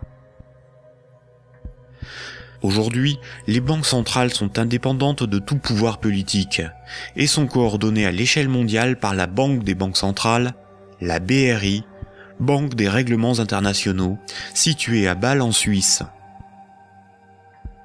Ce n'est pas une institution publique, elle n'a aucun mandat, ses membres ne sont pas élus, et pourtant c'est probablement le cœur du futur gouvernement mondial. L'application de la loi par les tribunaux, les forces de l'ordre, l'armée, sont comme des services assurés par les États à la corporation bancaire, qui contrôle aussi les plus grandes entreprises du monde. La propagande et la guerre permettent d'étendre la zone d'influence des monnaies, et donc le pouvoir de ceux qui en contrôlent la production. Sans la création monétaire par les banques commerciales privées, l'économie ne pourrait pas se développer, et le financement des États par les impôts et les taxes ne serait pas possible. Par cette dépendance, les intérêts de la corporation bancaire sont aussi ceux de la classe politique. Mayer Amschel Rothschild, célèbre banquier du XVIIe siècle, considéré comme le père de la finance internationale, a triomphalement déclaré ceci: « Donnez-moi le droit d'émettre et de contrôler l'argent d'une nation, et alors, peu m'importe qui fait ses lois. » Est-ce vraiment le peuple qui a le pouvoir ? Démocratie veut dire le pouvoir au peuple. En grec, démos c'est le peuple et kratos c'est le pouvoir. Dans un état de droit, celui qui établit les lois a le pouvoir. En démocratie, c'est le peuple qui écrit et vote les lois. Une aristocratie, c'est le pouvoir au meilleur. En grec, aristos, c'est le meilleur, et kratos, c'est le pouvoir. En aristocratie, ce sont les meilleurs qui ont le pouvoir et établissent les lois. Une oligarchie, c'est le pouvoir à un petit nombre. Oligos, c'est un petit nombre. En oligarchie, c'est un petit nombre qui a le pouvoir. En France, nous sommes sous un régime dénommé gouvernement représentatif. Tous les 5 ans, on demande au peuple d'élire ses représentants parmi un groupe d'hommes politiques, dénommé classe politique. Les représentants écrivent et votent les lois, pas le peuple. Nous sommes donc dans une oligarchie. Historiquement, le terme de démocratie pour désigner le gouvernement représentatif a été employé dans les années 1830 pour tromper l'opinion publique et faire croire au peuple qu'il a le pouvoir. Ce mensonge perdure encore de nos jours. Si nous étions en démocratie, nous voterions nous-mêmes les lois, par des votations ou des référendums, et nous pourrions aussi en écrire, en proposer. En France, les représentants du peuple sont des politiciens de carrière, pour beaucoup fonctionnaires et issus de classes supérieures, âgés de 60 ans en moyenne.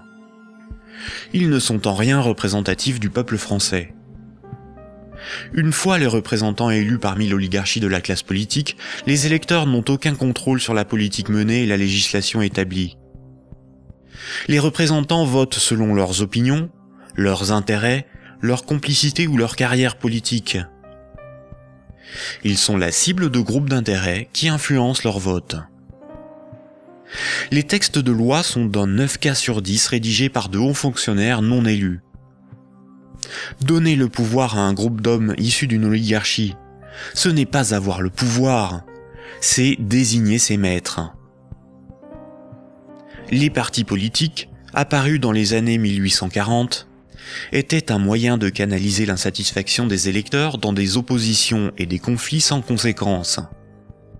Car si les lois étaient votées par le peuple, ce qui définit la démocratie, il n'y aurait pas de manifestations, pas de grèves, pas de mécontentement ou de troubles sociaux. Le peuple serait souverain. Durant la Révolution, les riches avaient bien plus à perdre que les pauvres. Voltaire, figure emblématique des Lumières, disait ceci: « Un pays bien organisé est celui où le petit nombre fait travailler le grand nombre, est nourri par lui, et le gouverne. » Si le pouvoir était donné au peuple, il aurait défendu ses intérêts propres au détriment de la minorité des riches, des notables et des banquiers. Écoutons le philosophe Alain Badiou parler de la démocratie actuelle. Alain Badiou, c'est ce que nous avons trouvé de moins mauvais pour choisir nos dirigeants. Oh, la théorie du moins mauvais, ça, vous savez, la théorie du moins mauvais ne peut pas impressionner le philosophe que je suis. Hein. Elle a beaucoup servi pour justifier le pire, le moins pire par rapport au plus pire, par exemple. C'est Churchill qui a inventé cette histoire, qui a consisté à dire que la démocratie, c'était le pire de tous les régimes, à l'exception de tous les autres. Il avait raison? Eh ben non, il n'avait pas forcément raison. Pourquoi aurait-il eu raison? Parce que sous la démocratie, on peut vivre. Mais il se peut que le meilleur régime politique soit à venir, qu'il dépende d'une invention de l'humanité. Après tout, vous savez, pendant des millénaires, ce à quoi nous assistions, c'était à des théocraties, à des régimes extraordinairement tyranniques et oppressifs. Ils ont duré bien plus longtemps que votre démocratie, bien plus longtemps. Donc cette démocratie, c'est peut-être tout simplement une sorte de petit intervalle dans l'histoire. Surtout que elle ne marche que là où le capitalisme est déchaîné. Hein. Ça, c'est un fait. Hein. Le régime parlementaire démocratique, je le constate, c'est un fait. Il n'existe comme régime installé, consensuel, conséquent, que là où l'économie capitaliste s'est développée. Et quand l'économie capitaliste commence à flancher, ce type de représentation politique se sent aussi un peu malade, n'est-ce pas ? C'est là où on en vient au cœur de votre pensée. Un tout petit moment d'explication. Vous êtes, Alain Badiou, un de ceux qui avaient revendiqué le mot communisme, alors même que les régimes communistes ou étiquetés communistes étaient effondrés. Vous aspirez à un régime politique qui serait placé sous le signe de l'égalité. Tout votre livre, toute la République de Platon, tourne autour de cette idée. La cité idéale, c'est la cité de l'égalité, la cité de l'idée juste, donc du communisme. Et quand vous nous dites, pour moi, le capitalisme, c'est l'équivalent de la démocratie, là est la racine de votre rejet de la démocratie, je ne vous trahis pas. De cette démocratie-là, parce que je n'accepterai pas de dire que je rejette la démocratie. Vous avez parlé tout à l'heure d'une illusion démocratique, mais la démocratie que nous connaissons aujourd'hui, c'est elle qui est l'illusion démocratique. Parce que personne, dans le débat politique français ou étranger, dans les pays démocratiques, ne veut abolir le capitalisme. C'est ça le sujet. C'est pas exactement ça. C'est un petit peu plus précis. C'est parce que les différents gestionnaires possibles de notre société sont des gens qui, de toute façon, admettent pour l'essentiel l'ordre établi. Ça, il faut en convenir. D'ailleurs, s'ils n'admettaient pas les uns et les autres l'ordre établi, ils n'accepteraient pas de se succéder comme ils le font. Il faut bien que tel candidat ne soit pas extraordinairement différent de tel autre pour qu'il puisse alterner le mouvement des affaires restant à peu près le même, après tout. Donc il y a un consensus fondamental qui fonde ce que vous appelez, vous, la démocratie, qui est une démocratie tout à fait normée, tout à fait particulière, et qui repose sur des acceptations fondamentales premières. Voilà. Et donc je soutiens que nous ne vivons pas du tout dans la démocratie. Nous vivons en réalité en oligarchie. Voilà. Nous sommes dominés par une oligarchie financière, politique et médiatique. Tout le monde le sait d'ailleurs. Tout le monde voit parfaitement qu'il faut absolument maintenir ce système pour maintenir le système politique lui-même. Qui gouverne dans la cité juste, dans la cité idéale? Eh bien, qui gouverne normalement dans la cité juste, dans la cité idéale, c'est précisément tout le monde. C'est la démocratie véritable. C'est-à-dire qu'il n'y a pas d'État séparé de l'ensemble des gens. Voilà. C'est ça la cité idéale. La cité idéale, c'est la grande idée communiste de Marx lui-même, qui est un peu oubliée, mais que je voudrais rappeler. C'est le dépérissement de l'État. C'est l'idée que l'existence d'une machine d'État oppressive, séparée, qui doit être perpétuellement validée par des élections, etc., c'est une affaire vieillie, c'est une affaire qu'il faut dépasser absolument, au nom de ce que Marx lui-même appelait un régime d'association. La capacité, pour tout le monde, de s'occuper de ses propres affaires. Ce qui est intéressant, et c'est là où, quand vous parliez de l'idée de Marx et de l'idée de l'association, vous êtes un fervent admirateur de ce qu'on a appelé les révolutions arabes, fervent admirateur également de ce qu'on a appelé le mouvement des indignés. Et ce qui est très intéressant, c'est que votre critique sur les révolutions arabes commence au moment où elle se transforme en processus démocratique électoral avec des élections. Oh ben c'est pas ma critique à moi, c'est d'abord la critique de tous ceux qui ont participé au mouvement dans les pays arabes. Ils ont été légèrement surpris et déconcertés par le résultat des élections. Mais le principe même des élections... Comme moi je l'ai été en mai 68. Eux aussi ils disent élections piège à con maintenant, maintenant qu'ils ont les partis islamistes dits modérés sur le dos. C'est comme si, après une révolution, une tempête révolutionnaire démocratique extraordinaire, on vous présentait un massif parti démocrate chrétien comme le vainqueur des élections. Ben vous seriez un peu étonné tout de même, C'est bien la preuve qu'il y a deux sens du mot démocratie qui ne sont pas du tout homogènes. Sauf que la revendication, Alain Badiou, la revendication du peuple contre les dictateurs, c'était de pouvoir voter.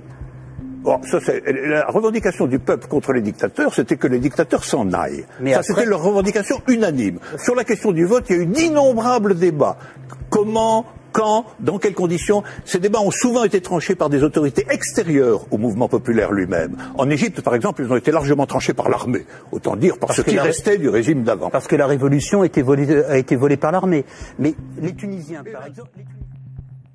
Le gouvernement représentatif, en ne donnant aucun pouvoir aux pauvres, aux ouvriers et aux paysans, garantit la protection des intérêts des plus puissants et des plus riches.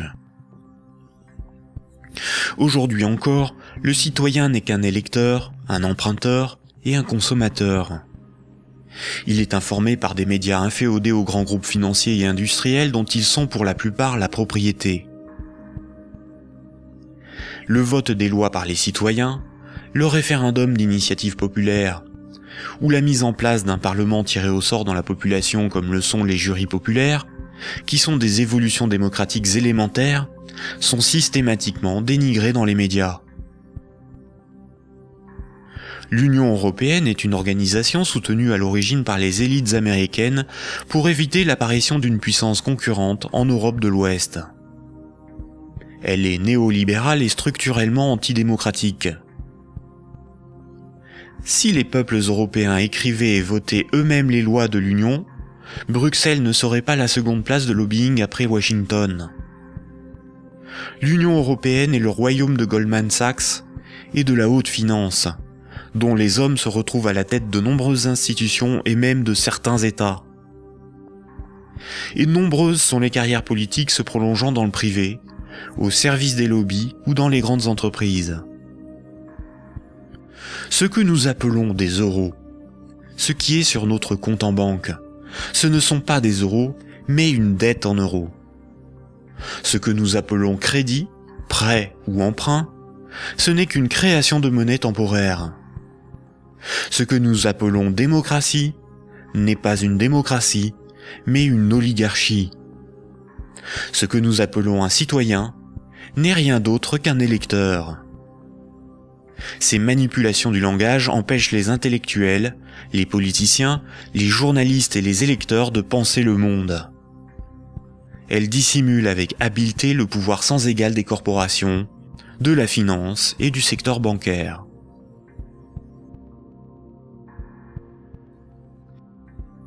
Aujourd'hui, la planète n'est plus capable de se régénérer. L'humanité tout entière est en train de se confronter aux limites de la Terre elle-même et manque de ressources naturelles. Toute croissance économique nécessite beaucoup de matières premières et d'énergie. Or, les ressources de la planète sont limitées.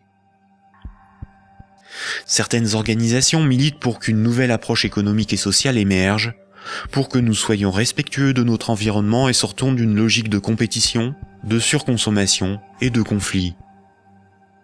Certains font la promotion de la décroissance. La décroissance permettrait l'équilibre de l'activité humaine et les ressources de la planète. Mais la décroissance sous-entend une réduction permanente de la demande de crédit, donc une contraction de la masse monétaire qui déboucherait rapidement sur une crise économique majeure. En réalité, les nations sont les esclaves de l'impérieuse nécessité d'une dette perpétuelle pour disposer de monnaie, donc d'une croissance soutenue, impliquant une consommation en progression constante. S'il n'y a plus d'anticipation de revenus futurs, il n'y a plus de crédit, donc la monnaie disparaît, l'État ne peut plus fonctionner et l'économie s'arrête.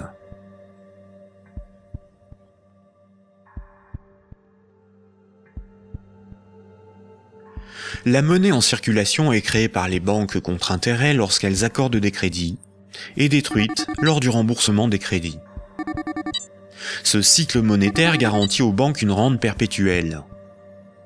Les créanciers sont les banques et le secteur financier, et les débiteurs sont le reste du monde. Notre système économique n'est en rien libéral, puisque nous sommes dépendants des banques pour réaliser le moindre échange économique. Nous ne sommes pas libres de ne pas être endettés. La rareté de la monnaie organise la concurrence entre les individus, entre les entreprises, entre les nations. Les banques créent la monnaie en fonction de leurs propres intérêts et non en fonction de l'intérêt général. Les conflits armés sont plus lucratifs que la diplomatie. La concurrence, plus dépensière que la coopération. La spéculation plus rentable que le social. Si les banques pouvaient nous vendre l'air que l'on respire, elles le feraient. Pour certains philosophes des siècles passés, voici l'ordre naturel des choses. Le divin représente l'ordre supérieur. L'ordre moral est guidé par le divin, par le sacré. L'ordre politique est guidé, lui, par la morale. Et la finance, elle, est au service de l'ordre politique. Mais si la monnaie n'est plus le reflet des échanges économiques de ceux qui créent les richesses réelles, mais le moyen par lequel ces richesses réelles sont échangées, l'argent devient le maître du monde. Une inversion des ordres s'opère. Le divin est remplacé par l'argent. N'a de valeur que ce qui a un prix. Les marchés font office de morale. Rien ne doit enfreindre les lois du marché, bénéfiques pour l'humanité. La finance est au service des marchés. Les financiers sont les nouveaux prophètes, ils défendent l'immanente main invisible.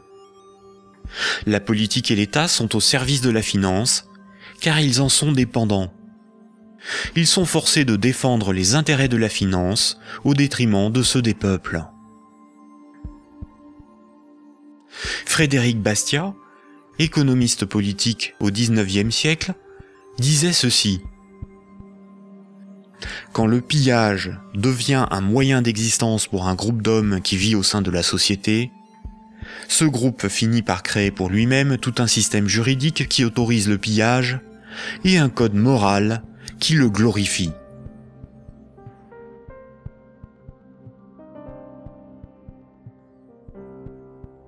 Récapitulons. Voici les points importants qu'il faut retenir. Avant l'invention de la monnaie, les systèmes de comptabilité des dettes permettaient aux hommes d'échanger librement des biens et des services. Il était simplement noté ce qui était donné ou les services rendus, à qui et quand, de sorte à s'assurer que chacun donnait autant qu'il recevait. Les hommes se faisaient confiance, c'est ce qui leur permettait de se faire crédit. C'est environ 700 ans avant Jésus-Christ que la monnaie a été créée comme un outil de domination au service de souverains ou d'États. Le souverain payait ses soldats avec une monnaie qu'il fabriquait lui-même. Les soldats forçaient les paysans à accepter cette monnaie comme paiement. Le souverain s'assurait que personne d'autre ne produisait cette monnaie. Les faux monnayeurs étaient sévèrement punis. Le souverain levait ensuite un impôt dans sa propre monnaie.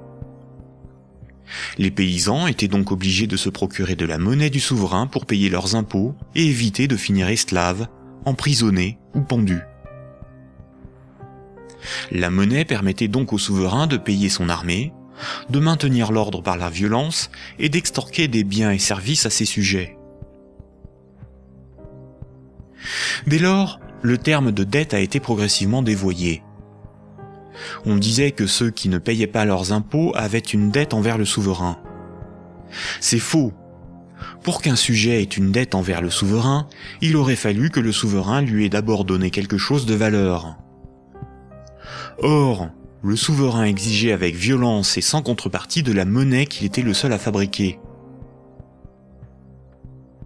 Le mythe de la monnaie remplaçant le troc masque le fait que celui qui a le pouvoir de créer la monnaie peut s'approprier le travail d'autrui sans contrepartie. De nos jours, les institutions qui créent la monnaie sont les banques commerciales privées dont le but est le profit. Elles créent la monnaie lorsqu'elles accordent des crédits et elles détruisent la monnaie lorsque les emprunteurs remboursent leurs crédits. En fonction de leur bilan, les banques créent aussi de la monnaie à partir de rien pour leurs propres dépenses. Quand, par exemple, on demande du pain à quelqu'un, il est bien normal de le lui rendre plus tard. On a une dette envers cette personne. C'est la morale qui nous dicte ce comportement, à juste titre. Mais quand une banque fait crédit, elle ne prête pas l'argent qu'elle possède. Elle le crée à partir de rien. Quand un emprunteur est endetté vis-à-vis d'une banque, la banque ne lui a rien donné. Elle exige pourtant qu'on lui rende quelque chose qu'elle ne possédait pas avant d'accorder le crédit, majoré d'un intérêt pour le service rendu. C'est parce que la loi protège ce privilège qu'elles peuvent contraindre les emprunteurs à rembourser leur crédit, quitte à saisir leurs biens et à les envoyer en prison. Il s'agit là d'un rapport de force. Les soi-disant dettes issues des crédits bancaires sont un moyen par lequel les banques extorquent une partie de notre travail contre une création de monnaie temporaire. En associant la notion de dette avec le crédit bancaire, cette pratique a été moralisée et donc normalisée. La monnaie centrale donne l'illusion que c'est l'État qui crée la monnaie. Or, la monnaie centrale est fabriquée à la demande des banques commerciales privées lorsque des actifs détenus par celles-ci sont monétisés par la banque centrale. En réalité, ce sont bien les banques commerciales privées qui fabriquent et louent la monnaie que nous utilisons tous au quotidien. La monnaie en circulation est créée par le crédit bancaire, puis détruite lors du remboursement des crédits. De ce fait, si tout le monde remboursait ses dettes, il n'y aurait plus de monnaie en circulation, tous les comptes en banque seraient vides, et les billets et pièces de monnaie disparaîtraient. La création monétaire par le crédit et la destruction monétaire lors du remboursement des crédits déterminent une masse monétaire. La variation de la masse monétaire est similaire aux variations de la population d'un pays en fonction des naissances et des décès. Quand la masse monétaire diminue parce qu'il n'y a pas assez de crédits accordés par les banques commerciales privées, il y a moins d'argent en circulation dans l'économie, car la monnaie est détruite par le remboursement des crédits en cours. Chômage, pauvreté, précarité, faillite d'entreprises et endettement des États se développent rapidement. Dans un tel système, la croissance est vitale pour l'économie. Les entreprises, les particuliers et les États s'endettent auprès du système bancaire pour assurer une augmentation constante et exponentielle de la masse monétaire. S'ils n'empruntent plus, ou que les banques n'accordent plus de crédit, comme c'est le cas depuis la crise financière de 2008, la monnaie disparaît à cause de la destruction monétaire et une grave crise économique survient rapidement. Sans dette, il n'y a pas de monnaie. Sans monnaie, il n'y a pas d'économie, les nations ne peuvent pas s'échanger ce qu'elles produisent. Donc sans dette, il n'y a pas d'économie. Ce système oblige l'ensemble de la société, des États, des nations, à être perpétuellement endettés et donc à enrichir les banquiers et la finance simplement pour disposer de monnaie pour leurs échanges économiques. C'est par ce principe que le système bancaire a servi le monde économique à son profit, sans contrepartie productive. Chaque crédit sert à acheter une maison, une voiture, une télévision, et induit la consommation d'énergie et de matières premières pour leur fabrication. La nécessité de toujours plus de crédit provoque la destruction de l'environnement, le pillage des ressources de la planète, la surproduction, la concurrence et le consumérisme. Tant que chaque unité de monnaie, chaque euro, sera issu d'un crédit bancaire, les banques gouverneront le monde et l'humanité pillera la planète et détruira l'environnement pour enrichir l'oligarchie financière. Imaginons ce que serait la monnaie du futur. Imaginons un micro-pays avec deux citoyens. Paul et Jacques se rencontrent. Leurs comptes sont à zéro. Paul a fabriqué une chaise. Il la vend à Jacques 10 unités de compte. Jacques a alors moins 10 sur son compte et Paul a plus 10. Paul peut convertir 5 unités de compte en monnaie manuelle, en billets de banque. Ainsi, tant qu'ils sont dans leurs débits autorisés, personne ne peut empêcher Paul et Jacques de s'échanger ce qu'ils produisent.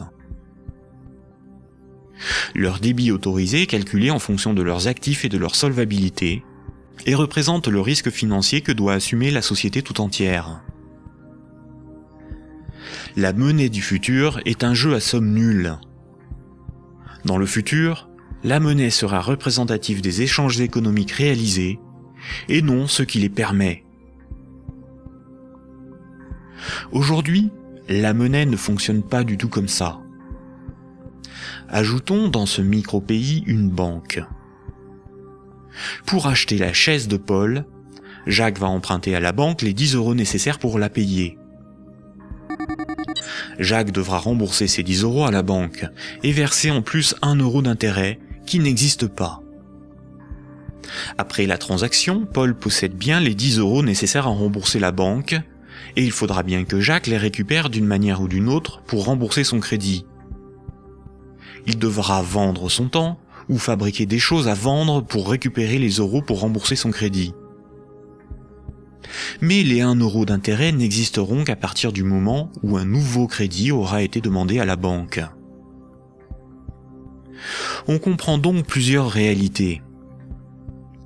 Paul et Jacques sont dépendants de la volonté de la banque d'accorder ou non le crédit pour s'échanger ce qu'ils produisent.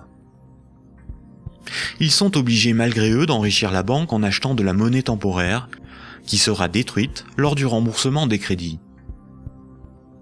Le remboursement des intérêts oblige Paul et Jacques à perpétuellement emprunter à la banque pour pouvoir la rembourser.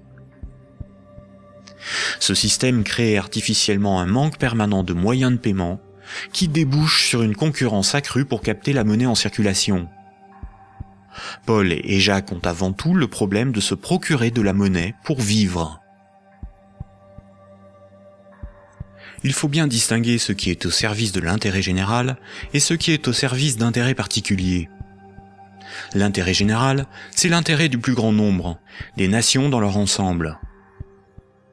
Les intérêts particuliers sont ceux des oligarques, des riches, des gens de pouvoir, des actionnaires, c'est-à-dire une minorité de personnes dans la société et à travers le monde. Prenons la monnaie. La monnaie sert des intérêts particuliers. Elle sert les intérêts de ceux qui la fabriquent, c'est-à-dire les banques commerciales privées et la finance, dont le but est l'enrichissement. La monnaie existe parce qu'il y a ce qu'on appelle des dettes. Ces dettes ne servent que des intérêts particuliers. La bourse et la spéculation, les marchés financiers, représentent très majoritairement des intérêts particuliers. La rémunération de l'épargne et des comptes courants des déposants, de l'homme de la rue, est marginale en comparaison des bénéfices engrangés par l'industrie financière. Le système politique, qui est censé défendre l'intérêt général, est forcé de protéger les privilèges des banques, des corporations et de la finance. Depuis les Lumières et la Révolution française, les régimes politiques basés sur l'élection de représentants ont été voulus parce qu'ils sont antidémocratiques. Ils permettent de défendre les intérêts de la classe supérieure et des élites par l'établissement de collusions toujours plus fortes entre la classe politique et les oligarchies financières et capitalistiques dont ils sont dépendants. La guerre est souvent financée par les riches et les banquiers. Seules des révolutions, des rébellions ou des révoltes se veulent véritablement au service de ceux qui les mènent. Les guerres, elles, ne servent que rarement l'intérêt général. La science, l'environnement, la santé, l'éducation, le progrès technique sont au service de l'intérêt général. En réalité, avec la privatisation de l'ensemble de ces domaines, ils sont de plus en plus au service d'intérêts particuliers afin d'en tirer le maximum de profit. La généralisation de l'économie de marché s'accompagne d'une concentration des richesses telle qu'à l'échelle mondiale, les 85 personnes les plus riches ont autant que les 3,5 milliards les plus pauvres. Et ces disparités ne cessent aussi de s'accroître dans les pays développés. La majorité productive s'appauvrit quand une minorité financière et capitalistique s'enrichit. Les riches n'ont jamais été aussi riches. Comment en est-on arrivé à une telle situation ? Pourquoi n'y a-t-il pas de mobilisation ou de révolte contre le capitalisme et la finance déchaînée qui ne cessent de dicter leurs lois aux nations ? La dictature parfaite serait une dictature qui aurait les apparences de la démocratie, une prison sans murs dont les prisonniers ne songeraient pas à s'évader. Un système d'esclavage où, grâce à la consommation et au divertissement, les esclaves auraient l'amour de leur servitude. Aldous Huxley, dans Le meilleur des mondes. La croissance, essentielle à la domination de la finance, nécessite des travailleurs consommateurs dociles et manipulables. La télévision les divertit par les jeux, les séries, le voyeurisme de la télé-réalité et un flot d'informations brutes, sans aucune analyse, ne jouant que sur la force des images, l'émotionnel et les peurs primaires. On y fait l'apologie de l'oligarchie, des idoles, du consumérisme, de la légèreté, du sexe et de la bêtise. Consommer, c'est être libre et heureux, réfléchir est futile et ennuyeux. Le vocabulaire est réduit, le sens des mots dévoyé, de sorte qu'il n'est plus possible de penser la réalité. L'éducation est réduite à une forme de conditionnement à la servitude et d'insertion professionnelle. Un individu inculte n'a qu'un horizon de pensée limité, et plus sa pensée est bornée à des préoccupations futiles, moins il peut se révolter. La destruction des États-nations, de la cellule familiale, la négation des identités culturelles, religieuses et sexuelles, sont les moyens de supprimer tous leurs repères aux individus. Ils n'ont alors ni l'environnement social et institutionnel, ni les ressources mentales pour s'opposer à la domination mondiale des multinationales et de l'oligarchie financière, politique et capitalistique.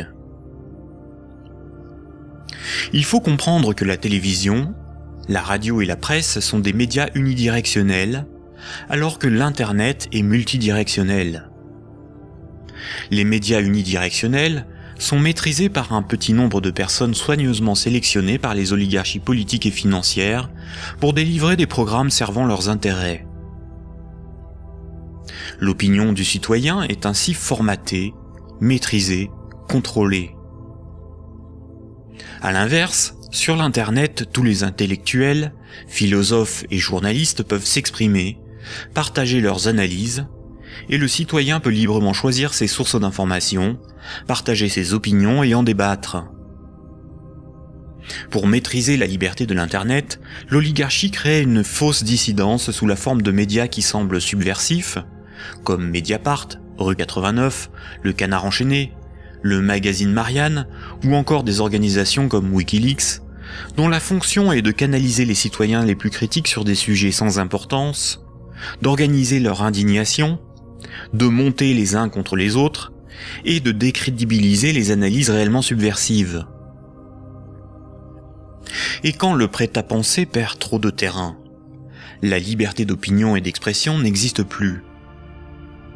L'Internet tout entier est diabolisé au nom de la démocratie, de la République, ou encore de la lutte contre un terrorisme fictif ou fabriqué.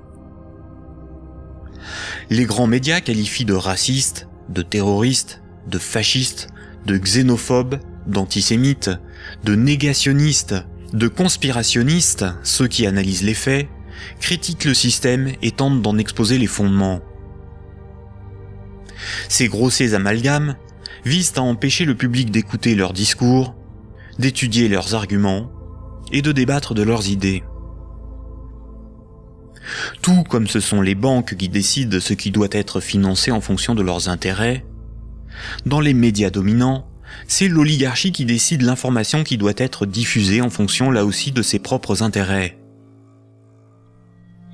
Le contrôle du vecteur soit de la richesse, c'est-à-dire la monnaie, soit de la connaissance et des idées, c'est-à-dire les médias, soit encore du système législatif, c'est-à-dire le gouvernement représentatif non démocratique, sont les instruments de la domination des oligarchies. Dès lors, il ne faut pas tomber dans la provocation, l'extrémisme ou la violence. La violence et la provocation sont ce que le système attend pour justifier la censure, le contrôle d'Internet et la mise en place d'un État policier. Il ne faut pas non plus dépenser son énergie sur des détails. Il faut au contraire remettre en cause les fondamentaux sur lesquels repose ce système de domination.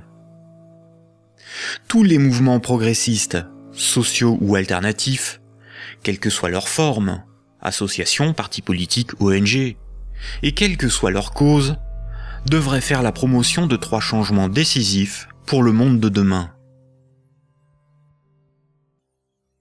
Premier point. Remettre la création monétaire au service de l'intérêt général. Tant que ce sont les banques qui décident ce qui mérite d'être ou de ne pas être financé en fonction de leurs propres intérêts, le pouvoir politique et le libéralisme ne sont qu'illusions. Les banques ne sont pas là pour faire du social ou de l'investissement. Elles sont là pour faire des profits en prenant le moins de risques possible. Deuxième point. La création monétaire par le crédit à intérêt et la destruction monétaire lors du remboursement des crédits forment un système pyramidal obligeant l'humanité à détruire la planète pour le seul profit de la finance. Nous devons mettre en place un système monétaire permettant d'adapter notre niveau de vie aux ressources de la planète et garantir ainsi un environnement viable aux générations futures. Troisième point, instaurer un système politique réellement démocratique. Seule une véritable démocratie permettra de garantir que les 2 premiers points sont durablement défendus. Contrairement à ce que les élites veulent nous faire croire, des peuples éclairés sont tout à fait à même d'établir une politique qui défend leurs propres intérêts et les intérêts des générations futures. Ces 3 points sont intimement liés. Sans une monnaie réellement publique, le lobby bancaire aura toujours la capacité de faire plier les gouvernements et changer les institutions. Un régime réellement démocratique, où c'est le peuple qui vote lui-même les lois, permet à la nation de s'opposer à toute privatisation de la monnaie et est la garante du maintien de la finance au service de l'intérêt général. Une création monétaire publique et l'instauration d'une véritable démocratie sont indissociables, car l'un est le garant de l'autre. Voici quelques mouvements citoyens dont les propositions permettraient des évolutions majeures de la société. La monnaie permanente, le 100% monnaie ou smart. La monnaie permanente s'oppose à la monnaie d'endettement. Elle remplace la création monétaire privée. Elle permettrait la mise en place d'une politique réellement écologique et sociale. Accompagnée d'une véritable démocratie, elle rend leur souveraineté monétaire aux nations. Les systèmes d'échange locaux. Les CEL sont similaires au système de comptabilité des dettes sans monnaie de l'Antiquité. Ils sont totalement indépendants de l'euro, contrairement aux monnaies locales ou complémentaires. Si une monnaie locale ou complémentaire est créée en échange d'euros donnés à l'organisation qui les gère, elle ne provoque qu'un protectionnisme marchand à petite échelle. Le revenu de base est le dividende universel. Tout en bouleversant les rapports sociaux, il impose de repenser la notion de travail, de justice, et induit une refonte du système monétaire pour être appliqué à grande échelle. Le tirage au sort. Un parlement non élu, mais tiré au sort dans la population est un système par nature démocratique, incorruptible et parfaitement représentatif. Il s'inspire de la démocratie athénienne et des jurys populaires, évite les dérives électoralistes et institue l'impuissance des lobbies. La démocratie directe. Il s'agit de faire voter les lois par référendum. La Suisse, par exemple, par ses votations et son référendum d'initiative populaire contraignant, est très proche d'une démocratie directe. À nous de sensibiliser nos proches, nos concitoyens, nos décideurs, nos élites, sur les fondements du monde d'aujourd'hui, et de faire la promotion de ces alternatives économiques, financières et politiques essentielles au monde de demain.